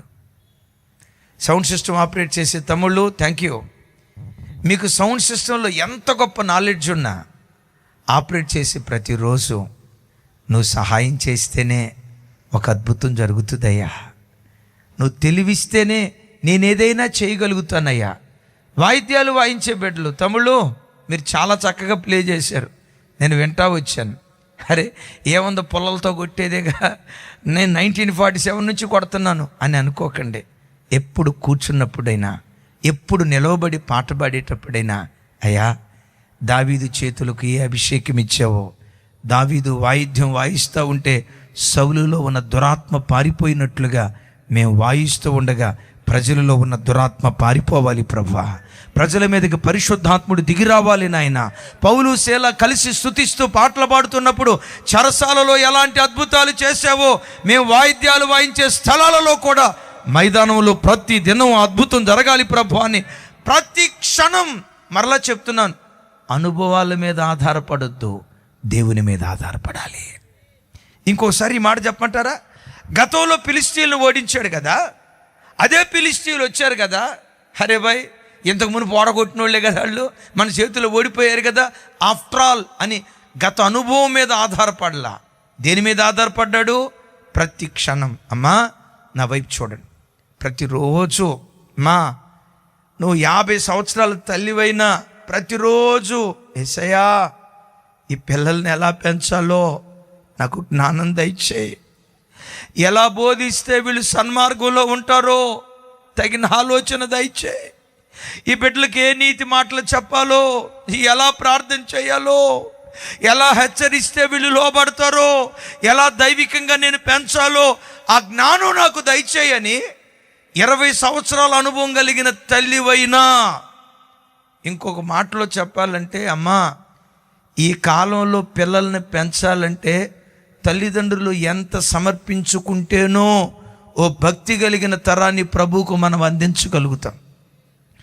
ఒకప్పుడున్నట్లుగా పిల్లలు లేరు, ఒకప్పుడున్నట్లుగా పిల్లల మనస్తత్వాలు లేవు, ఒకప్పుడున్న అణుకువ, ఒకప్పుడున్న విధేయత, ఒకప్పుడున్న వినయం ఈ కాలంలో కొన్ని పరిస్థితులను బట్టి పిల్లల్లో కనుమరుగైపోతూ ఉంది. ఈ కాలంలో పిల్లల్ని ప్రభు కొరకు పెంచాలంటే అమ్మా అయ్యా ప్రతి దినం దేవుని కృపను మనం పొందుకునే వారిమై ఉండాలి. ఎందుకో తెలుసా? నా చిన్నతనంలో నాన్న చూసి రేయ్ అని అన్నాడంటే చేతులు ఇట్లా కట్టుకొని నాన్న నాన్న నాన్న నిక్కర్లోనే అయిపోయేది. ఈ కాలంలో పిల్లల వైపు చూసి రేయ్ అని అనరో, ఒకవేళ ఎవరైనా అన్నారే అనుకో, రేయ్ అని అన్నారనుకో, అక్కడుండి కొడుకు అంటాడు ఏంటాడే ఏంటి ఏంటాడే ఇక్కడ ఎవడు భయపడ్డావు, నువ్వు వణికిస్తే వణికాలా ఇక్కడ ఎవరు భయపడరని వాడు ఆ సూపు చూస్తాడన్న సంగతి తండ్రి ఎరిగి ఏమనడు. అమ్మ ఈ కాలంలో పిల్లల్ని పెంచాలంటే ప్రతిదినం తల్లిదండ్రులు దేవుని దగ్గర కృప పొందాలి. ఆ కృప పొందితేనే ఓ భక్తి కలిగిన తరాన్ని ప్రభువుకి అందించగలుగుతాం, ప్రార్థనా పరులైన తరాన్ని పిల్లలకు దేవునికి అందించగలుగుతాం. అపవిత్రపులో చిక్కుకోకుండా, పాపంలో చిక్కుకోకుండా ఓ భక్తి కలిగిన తరాన్ని దేవునికి నువ్వు అందించాలంటే ప్రతిదినం దేవుని పాదాల చెంత వారి కొరకు మనం ప్రార్థించి ఆ కృప దేవుని దగ్గర పొందుకోవాలి. ఎందుకో తెలుసా? తెలివి చాలా పెరిగిపోయింది. ఆ తల్లి కొడుక్కి ప్రతి సందర్భంలో ఏదో ఒక బుద్ధి మాట చెప్పాలని, ఏదో ఒక సందర్భంలో ఏదో ఒక రీతిగా బుద్ధి మాట చెప్పాలని ప్రతి అవకాశాన్ని వినియోగించుకుంటూ ఉంటుందట. ఒకరోజు కొడుకు వచ్చి తల్లిని అడిగాడట, మమ్మీ నీ తలలో అక్కడక్కడ తెల్లెంట్రుకలు కనపడుతున్నాయి మమ్మీ, తెల్లెంట్రుకలు అన్నాడంట. వెంటనే తల్లి, నాన్న నా తలలో అక్కడక్కడ తెల్లెంట్రుకలు ఎందుకు వచ్చినాయో తెలుసా? నువ్వు ఏడ్పించినప్పుడల్లా నల్లెంట్రుకలు తెల్లెంట్రుకలు అవుతాయి, ఎన్ని తెల్లెంట్రుకలు ఉన్నాయో అన్నిసార్లు నన్ను ఏడ్పించావు నాయన, అందుకని అక్కడక్కడ వెంట్రుకలు తెల్లబడ్డాయి అని వాడు మారతాడని అమ్మెట్లా మూతి ముందుకు చాపి కన్నీళ్ళు ఇడుస్తా, ఎన్నిసార్లు ఏడిపించావు, అన్ని తెల్లెంట్రుకలు ఉన్నాయి నాయన అని తల్లి అంటే ఈడంటాడట, అమ్మా అట్టయితే అమ్మమ్మ తల నిండా అన్ని తెల్లెంట్రుకలేగా,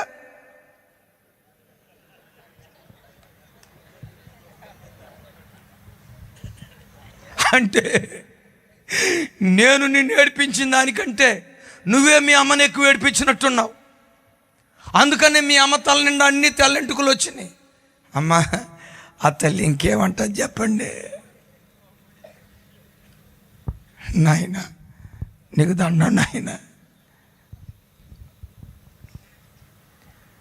మంచి సైంటిస్ట్ కావాలంటే ఏం చేయాలి?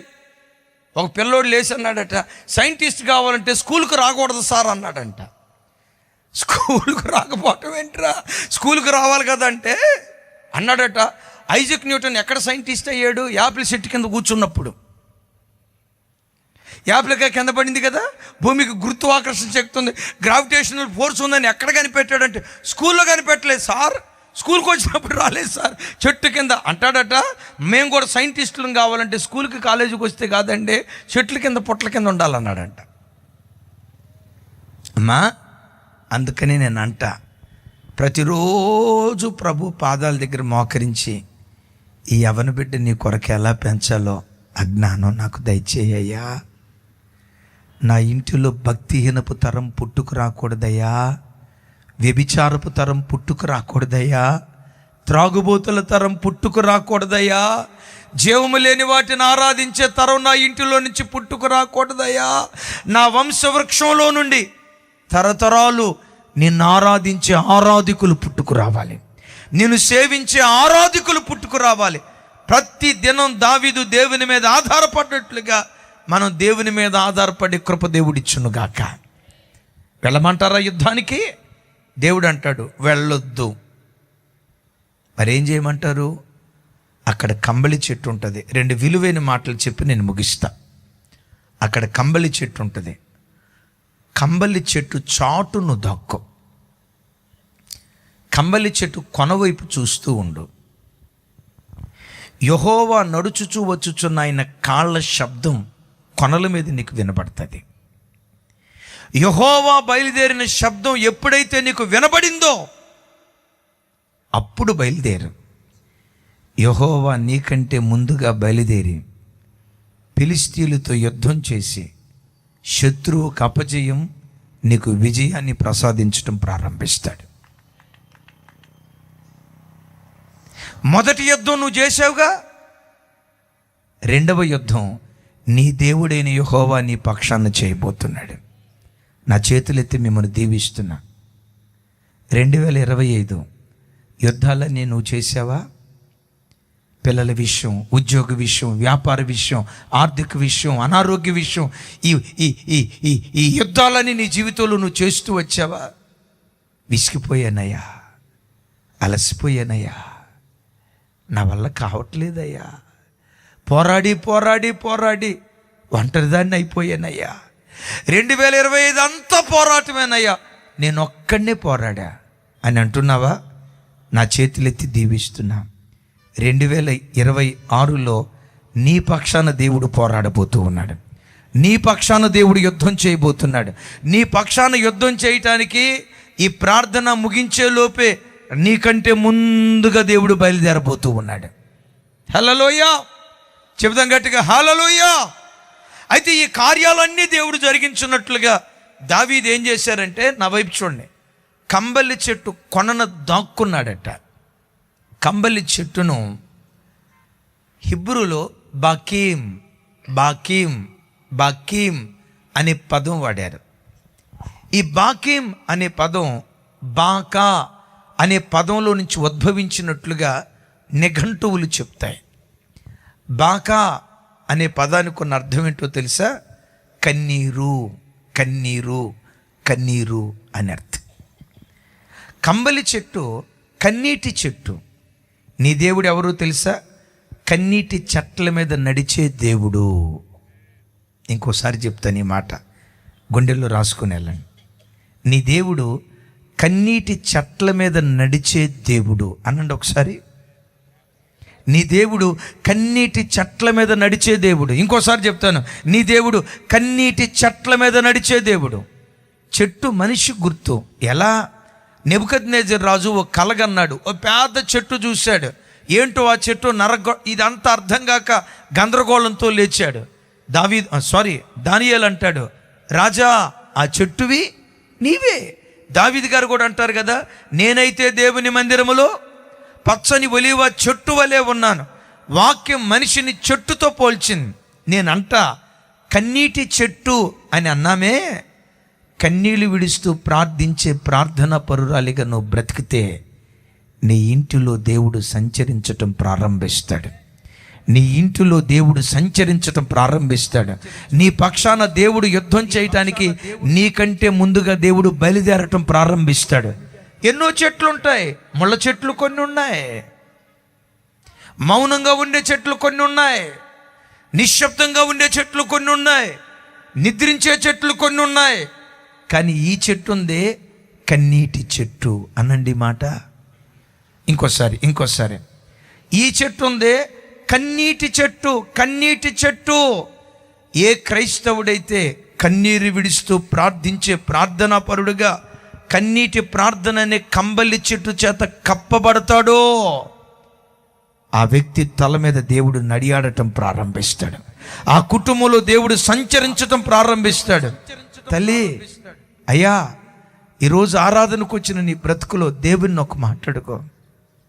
దేశం కొరకు, నశించిపోతున్న ఆత్మల కొరకు, నా మొగల్తూరు గ్రామం కొరకు, నా పాలకొల్లు పట్టణం కొరకు, నేను బ్రతుకుతున్న పట్టణం దేశం కొరకు కన్నీళ్ళు విడుస్తూ ప్రార్థించే ప్రార్థనాపరురాలిగా నన్ను చేయయ్యా, రోదిస్తూ ప్రార్థించే రోదనాపరుడుగా నన్ను చేయయ్యా అని ఆ కన్నీటి ప్రార్థనను కోరుకోగలిగితే నిన్ను గెలిపించడానికి, నీ పిల్లలను గెలిపించడానికి పెరాజీములో లేచినట్లుగా నీ ఇంటిలో దేవుడు లేస్తాడు.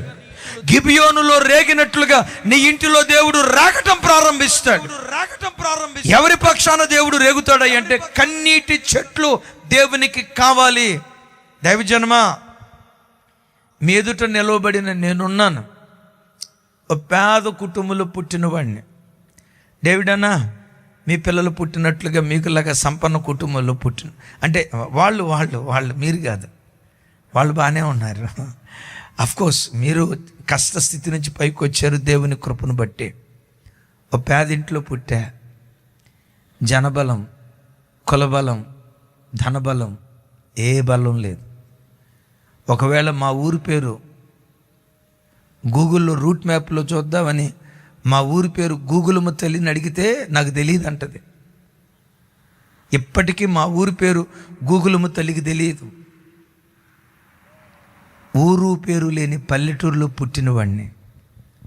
ఆ కృపగల దేవుడు పల్లెటూరు నుంచి లేవనెత్తి ఈరోజు ప్రపంచానికి పరిచయం చేశాడు. ఆ దేవుడు ప్రపంచానికి పరిచయం చేశాడు.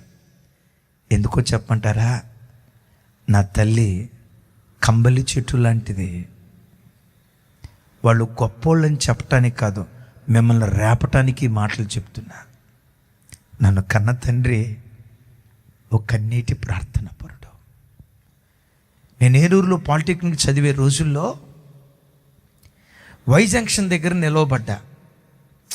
దేవుని వైపు వెళ్ళాలా, లోకం వైపు వెళ్ళాలా? వై జంక్షన్ దగ్గర నిలవబడ్డా. ఆ యవ్వన వయస్సు లోకం వైపు వెళ్ళేటట్లుగా నన్ను ఆకర్షిస్తూ ఉంది. సరిగ్గా అవి దసరా సెలవులకి ఇంటికి వచ్చాను. మా తల్లిదండ్రులకు ఉండే కృప ఏంటంటే ప్రతి శుక్రవారం సాయంకాలం 7 గంటల నుండి మధ్యరాత్రి 1 గంట వరకు మా కొరకు, కుటుంబం కొరకు, గ్రామం కొరకు, వాళ్ళు వెళ్తున్న సంఘం కొరకు కన్నీళ్లు విడుస్తూ ప్రార్థిస్తారు. ఆ శుక్రవారం స్నేహితులతో కలిసి ఎక్కడికో వెళ్ళాను. 11:30 ప్రాంతంలో ఇంటికి వచ్చాను. ఇంటి చుట్టూత తడిక అంటారు చూసారా, తడిక. ఇంటి చుట్టూత తడికొంది.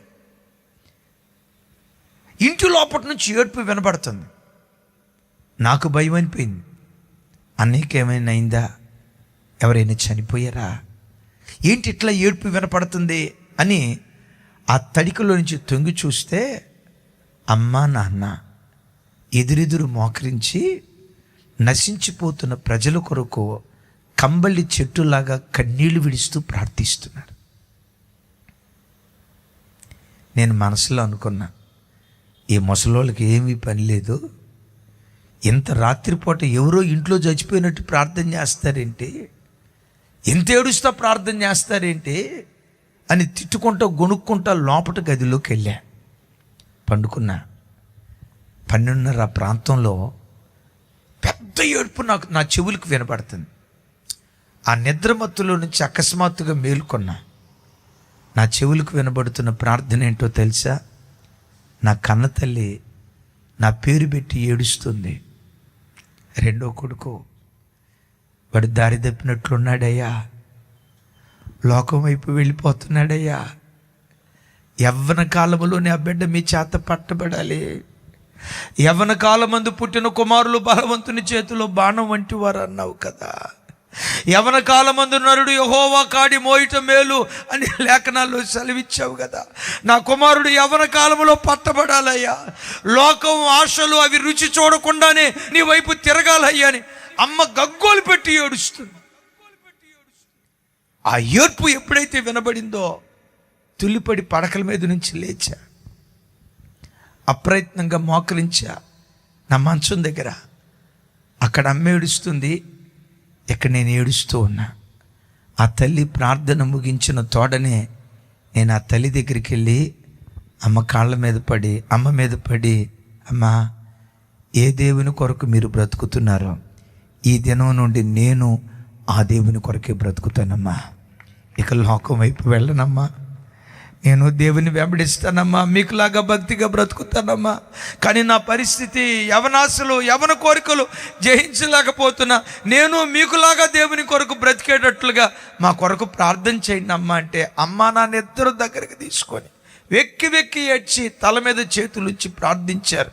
ఆ తల్లిదండ్రుల ప్రార్థన మూలంగా సౌలు పౌలుగా మారినట్లు, యాకోబు ఇశ్రాయేలుగా మారినట్లు కృపగలిగిన దేవుడు నన్ను దర్శించి విప్లవాత్మకంగా మార్చుకున్నాడు. నా తల్లి కన్నీటి ప్రార్థన నన్ను ప్రభు తట్టు త్రిప్పింది.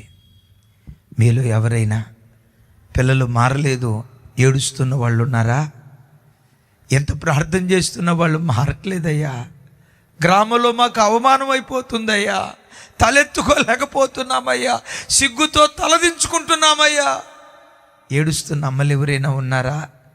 నా తల్లి ప్రార్థన నన్ను ఎలా మార్చిందో, అమ్మా నీ ప్రార్థన కూడా ఏదో ఒక రోజు తప్పకుండా నీ పిల్లలను మారుస్తుంది.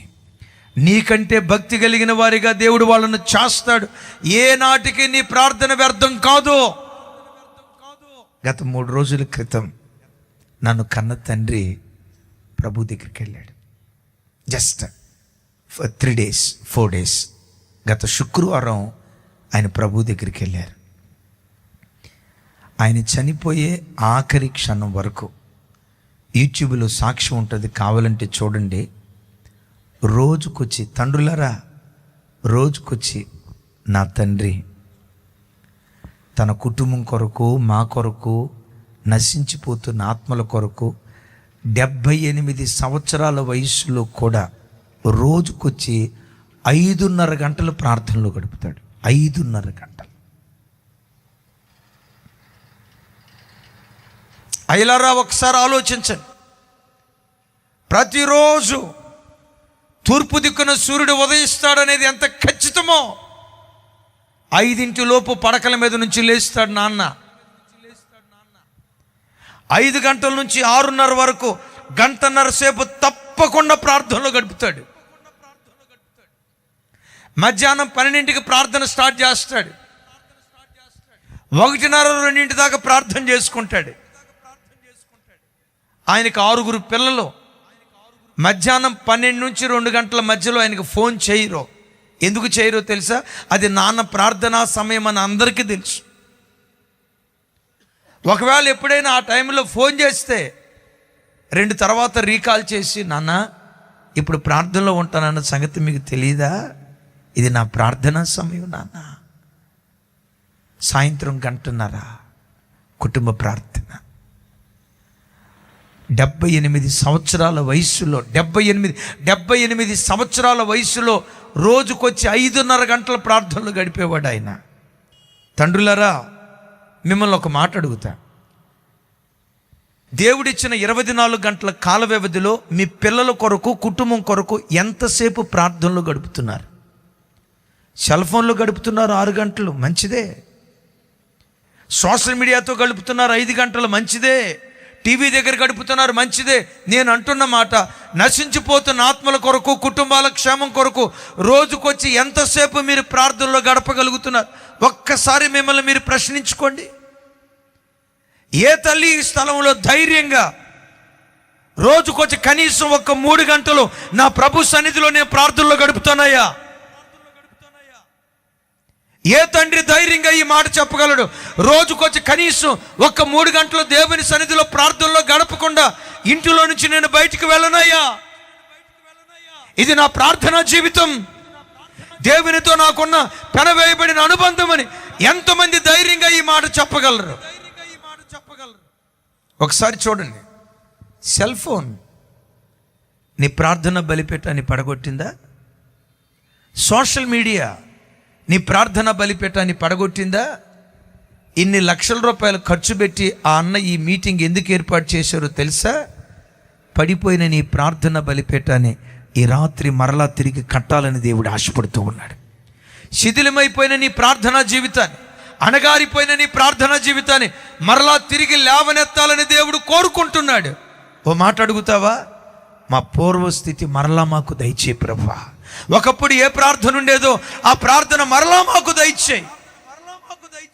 కంబళి చెట్టు చాటును దాక్కో అన్నాడు దావీదు. కన్నీటి ప్రార్థన చేస్తూ ఆ కంబళి చెట్టు చాటున దాక్కున్నాడో లేదో, దావీదు పక్షాన యుద్ధం చేయటానికి దేవుడైన యెహోవా బయలుదేరి పెరాజీములో లేచినట్లుగా లేచి గిబియోనులో రేగినట్లుగా రేగి ఫిలిష్తీయులతో యుద్ధం చేయటం ప్రారంభిస్తే అది ఫిలిష్తీయులు మరి అన్నడు ఇజ్రాయేలు మీద యుద్ధానికి రాలేదు. చివరికి బైబిల్లో రాయబడిన మాట ఏంటో తెలుసా? నాతో కలిసి మాట చెప్పండి. ఇది చదువుకొని ప్రార్థన చేసుకుందాం. దినవృత్తాంతాల మొదటి గ్రంథం ఒకసారి చూడండి.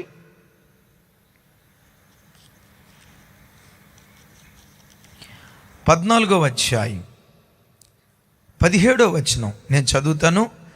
ఇక ప్రార్థన చేసుకుందాం. రేపు అందరికీ ప్రార్థన చేస్తాను, ఈ రాత్రికి నేను ఎవరికి చేయలేను.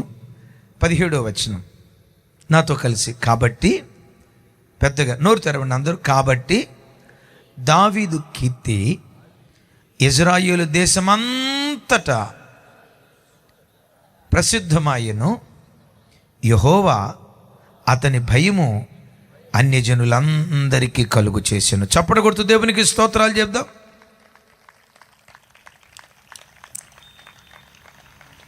పెరాజీములో దేవుడు లేచాడు. గిబియోనులో రేగినట్లుగా దావీదు పక్షాన రేగితే చివరికి దావీదు గూర్చి రాయబడిన మాట, దావీదు కీర్తి దేశమంతా ప్రసిద్ధమాయెను. నా చేతులెత్తి మిమ్మల్ని దీవిస్తున్నా. మీరు ఏ వ్యాపారాలు చేస్తున్నారో మీ వ్యాపారాన్ని గూర్చిన కీర్తి మీరు బ్రతుకుతున్న జిల్లా అంతా వ్యాపించినట్లుగా నా దేవుడు కార్యం చేయును కాక. అన్న చేతి పనులను దేవుడు దీవించి, దేవుడు తనకిచ్చిన చేతి పనిని ఆశీర్వదించి దాని కీర్తి నకముఖములా వ్యాపించేటట్లుగా దేవుడు కార్యం చేయునుగాక. దావీదు కీర్తి అని రాసిందే. ఈ దేవుడు ఎంత గొప్ప దేవుడో తెలుసా? ఆయన పేరు కీర్తి ప్రతిష్టలతో విరాజిల్లాలి అని కోరుకునేవాడు మాత్రమే కాదు, ఆయన పిల్లలైన మన పేరు కూడా ప్రఖ్యాతి నొందిన వారిగా చేయాలని కోరుకునే దేవుడు. అబ్రహాముతో ఒక మాట అంటాడు, అబ్రహామా నీ నామమును గొప్ప చేయుదును అనండి మాట ఒకసారి. అబ్రహామా నీ నామమును గొప్ప చేయుదును. ఏ వ్యక్తి అయినా తన పేరు గొప్పగా రావాలి అని కోరుకుంటారు, తన పేరు ప్రఖ్యాతులు విస్తరించాలని కోరుకుంటారు. ఏ వ్యక్తి ఎదుటివాడికి గొప్ప పేరు రావాలని కోరుకోరు. ఎదుటివారికి గొప్ప పేరు రావాలని కోరుకునే మనసున్న ఏకైక దేవుడు ఈ రాత్రి నేను ప్రకటించే ప్రభు అయిన యేసు క్రీస్తు వారు. దావీదు కీర్తి దేశమంతా వ్యాపించినట్లుగా ఈ స్థలానికి వచ్చిన నా తోటి సేవకులారా, మీ పరిచర్యలను గూర్చిన కీర్తి ఈ ప్రాంతమంతా వ్యాపించునుగాక. మీ మినిస్ట్రీస్ను గూర్చిన కీర్తి ఈ ప్రాంతమంతా ప్రసిద్ధి చెందునుగాక.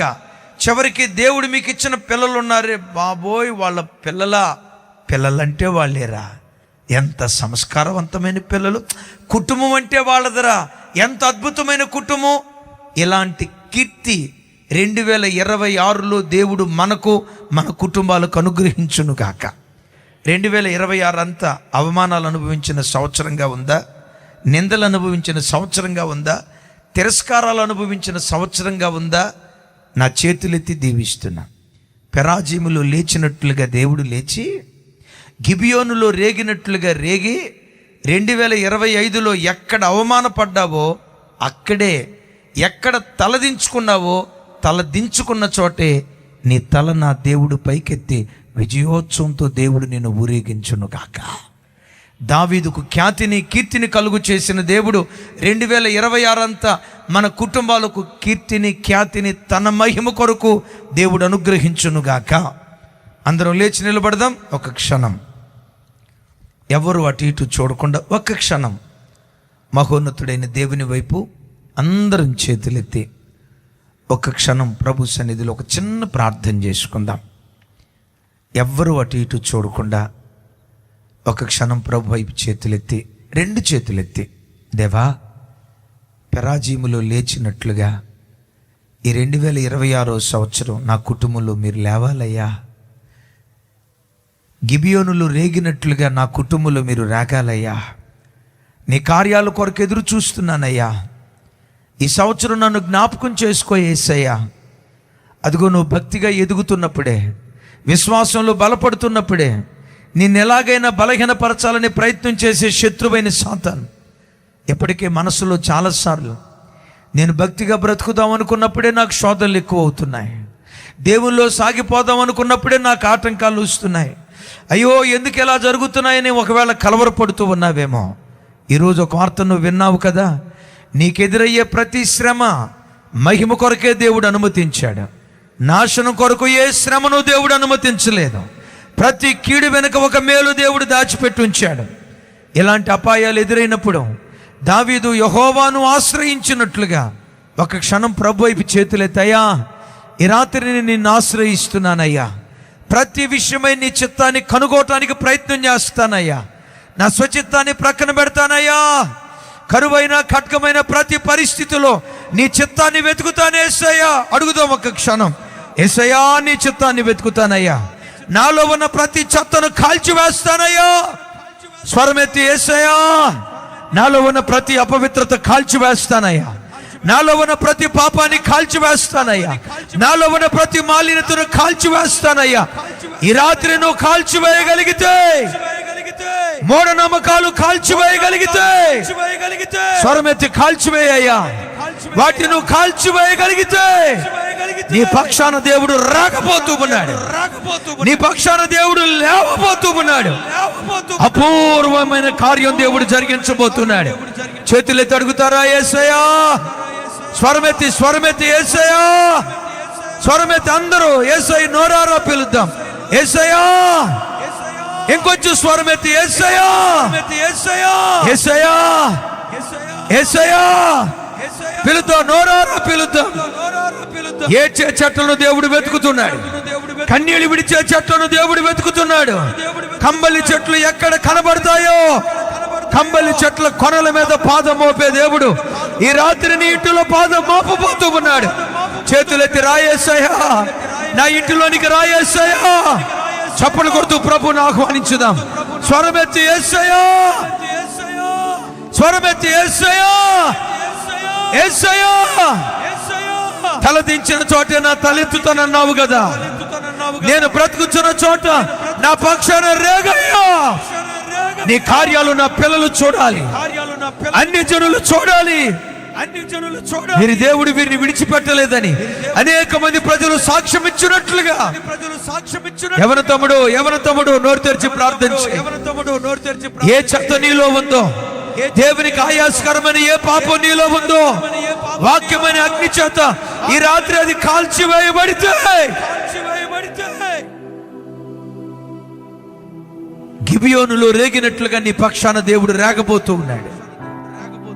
పడిపోయిన ప్రార్థన బలిపీఠాన్ని మరలా తిరిగి కట్టుకోవటం ప్రారంభించు. ఈ లోక ప్రపంచం నీ భక్తి జీవితాన్ని పడగొట్టిందేమో. దేవా మరలా నన్ను లేవనెత్తయ్యా, దేవా మరలా నన్ను లేవనెత్తయ్యా.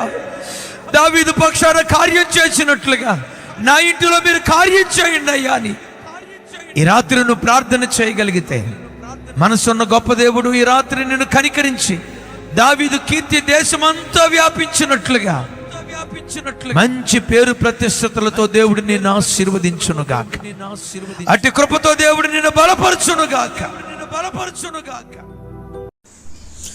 ఇంతవరకు ఓపికతో విన్నందుకు మీకు అందరికీ కృతజ్ఞతలండి. ఇంతవరకు నా ఛానల్ సబ్స్క్రైబ్ చేసుకోకపోతే దయచేసి సబ్స్క్రైబ్ చేసుకోండి, లైక్ చేయండి, షేర్ చేయండి. ఇంకా లేటెస్ట్ వీడియోల కోసం బెల్ ఐకాన్ మీద క్లిక్ చేయండి.